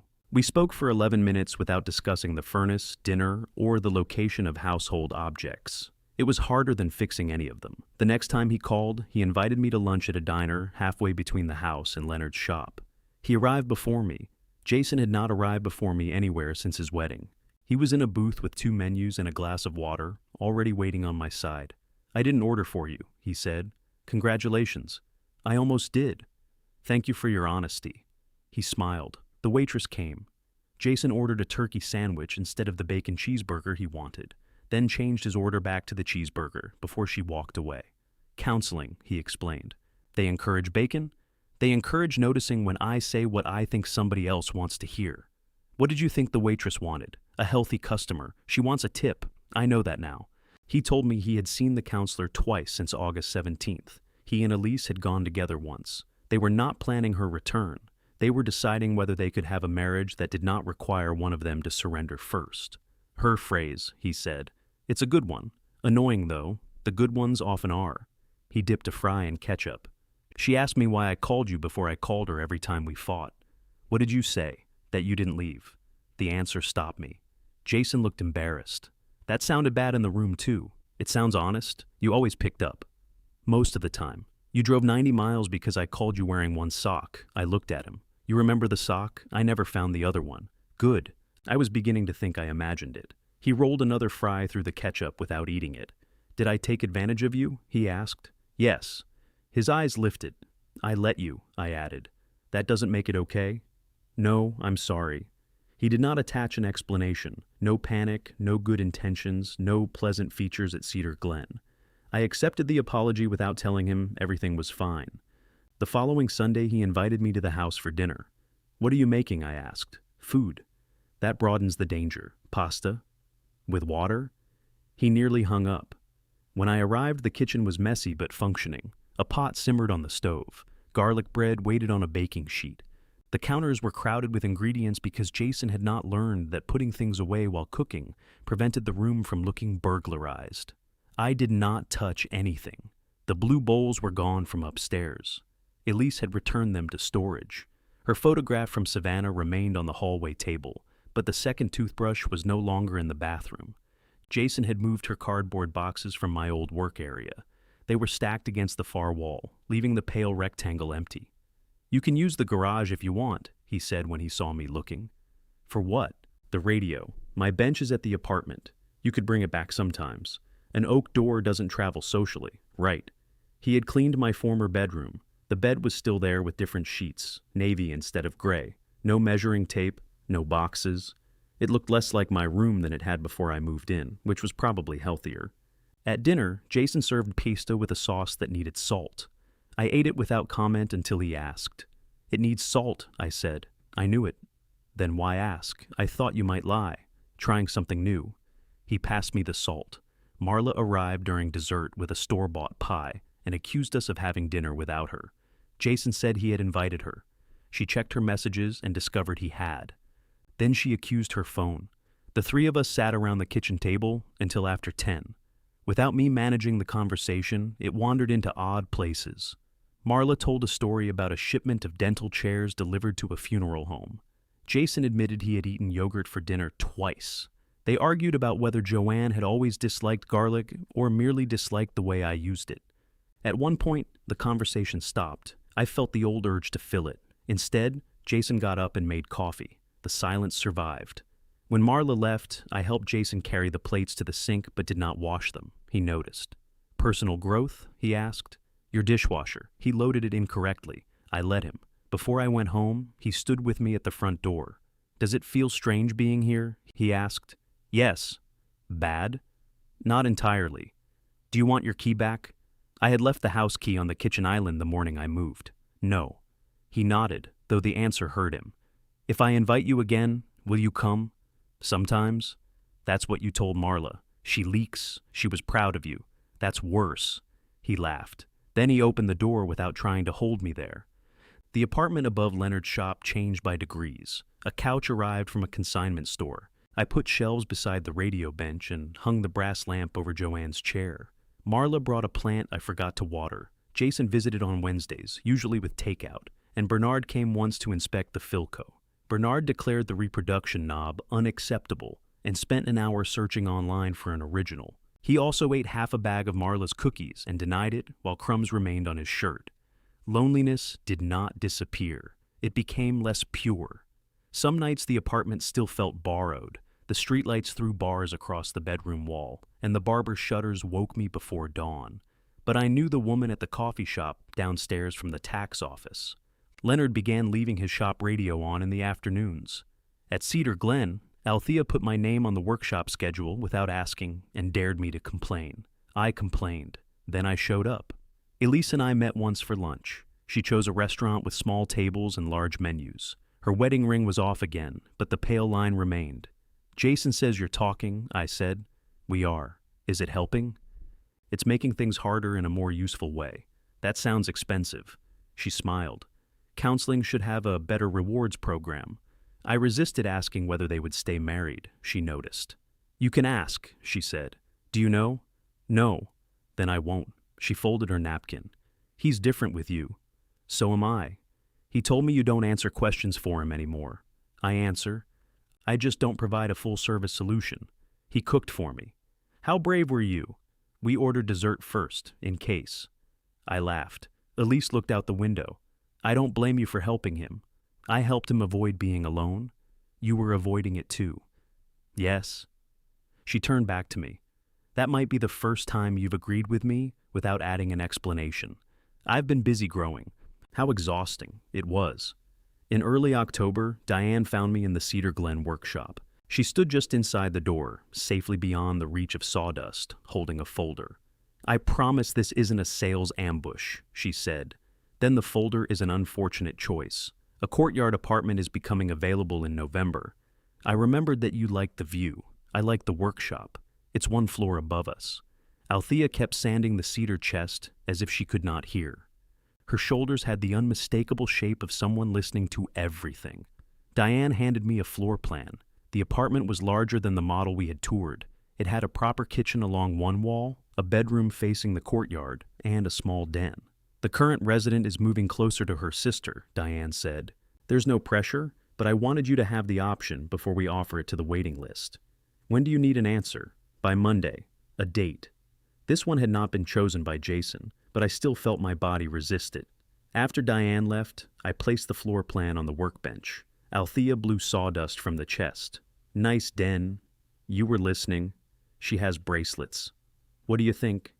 I think you're asking the wrong old woman. I'm asking someone who lives here. No, you're asking someone who isn't your son. She removed her safety glasses. You like it here, she said. You also like that living over Leonard's shop proves you survive being pushed. Those are two different homes. The apartment is more expensive. You can afford it? Yes. Then that isn't the question. I folded the floor plan. What is? Where would you live if nobody needed to be wrong? I took the plan home and left it on the table until Sunday. Joanne said I should take the apartment. Leonard said Cedar Glen's workshop had better ventilation than his. Marla said she would support whatever I wanted, then listed 7 reasons Cedar Glen was safer than the stairs above the shop. I did not ask Jason. That bothered me. Sunday afternoon, I drove him to Cedar Glen. Why are we here? He asked. I want your opinion. He looked at me carefully. Do you? Yes. Diane led us into the empty apartment. The previous resident had moved out that morning. Rectangles on the walls showed where pictures had hung. The courtyard trees were turning orange beyond the windows. Jason walked through without commenting. In the den, he measured the blank wall with his eyes, then stopped himself. Your bench would fit, he said. It would. The light's good. Yes. He went to the bedroom, opened the closet, and returned without making a joke about my clothes. What do you want me to say? He asked. The truth. I think it's nice. But I don't know whether you want it. We stood in the empty living room. 2 months earlier, he would have filled the silence with features, services, and a deadline. Now he waited.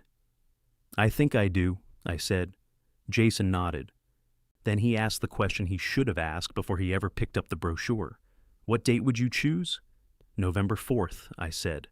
Jason looked through the courtyard window. Why then? It's a Monday. That's the reason? I've never moved on a Monday. He smiled. You're choosing a date based on novel. I've heard worse methods. You want help? Yes. The answer came without making me feel smaller. Jason nodded. Then I'll take the day off. Ask your supervisor first. I'm 42. Exactly. You should understand employment by now. We found Diane in her office. She brought out the folder and began explaining things I had already read. I let her. Sometimes receiving help meant allowing another person to finish a sentence. When she asked whether I was ready to reserve the apartment, I said yes. Jason did not answer for me. He did not ask about meal plans, transportation, emergency services, or whether the workshop would be safe for my knees. He sat beside me with his hands folded and waited while I chose. On the drive back, he said, I'm glad you picked it. I know. Does it bother you that I'm glad? A little. Fair. I'll recover. He looked out the window. Do you think you would have ended up there if I hadn't left the brochure? Maybe.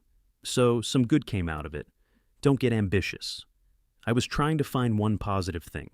You told the truth eventually. That didn't feel positive. It usually doesn't at first.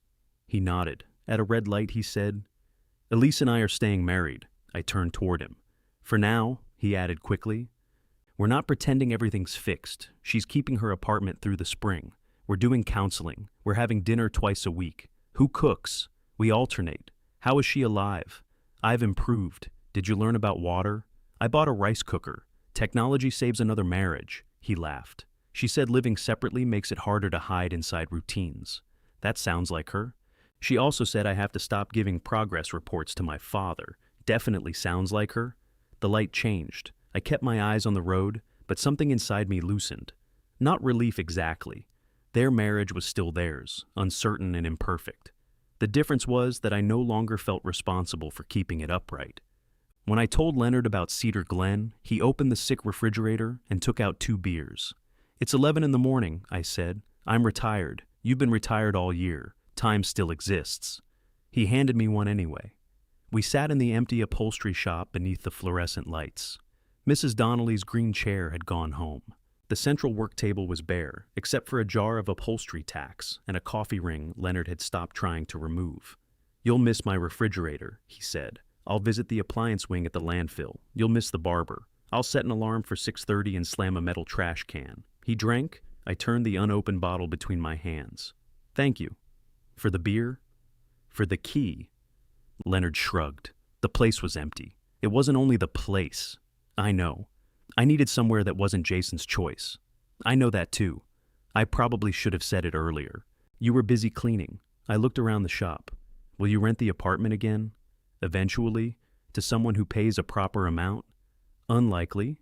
I attract difficult men." He touched his bottle against mine. "You were temporary," I said. "I don't want leaving to sound ungrateful." Leonard gave me a long look.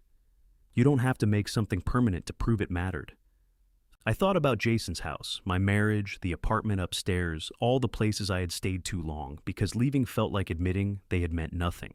"That's annoyingly good," I said. "I'm putting it on my business cards." "You don't have a business. Then it'll save on printing."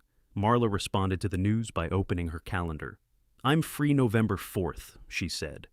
"I can rent a truck, call Cedar Glen about the service elevator, reserve loading space, and—" She stopped herself. "What?" I asked. "What do you want me to do?" The question sounded physically painful. "Bring the folding chairs. Both?"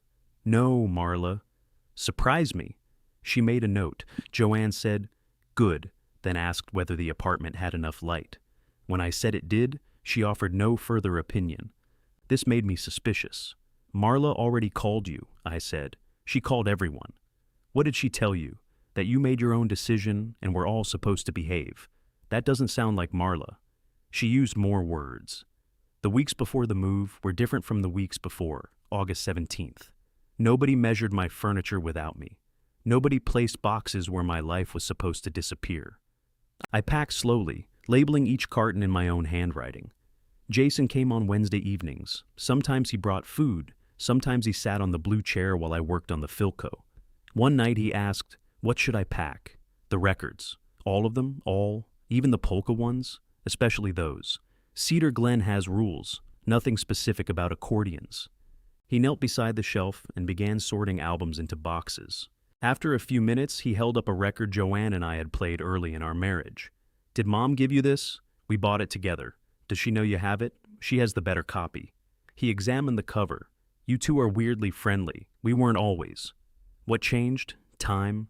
Distance? Honest apologies." "Which one helped most?" "Distance at first."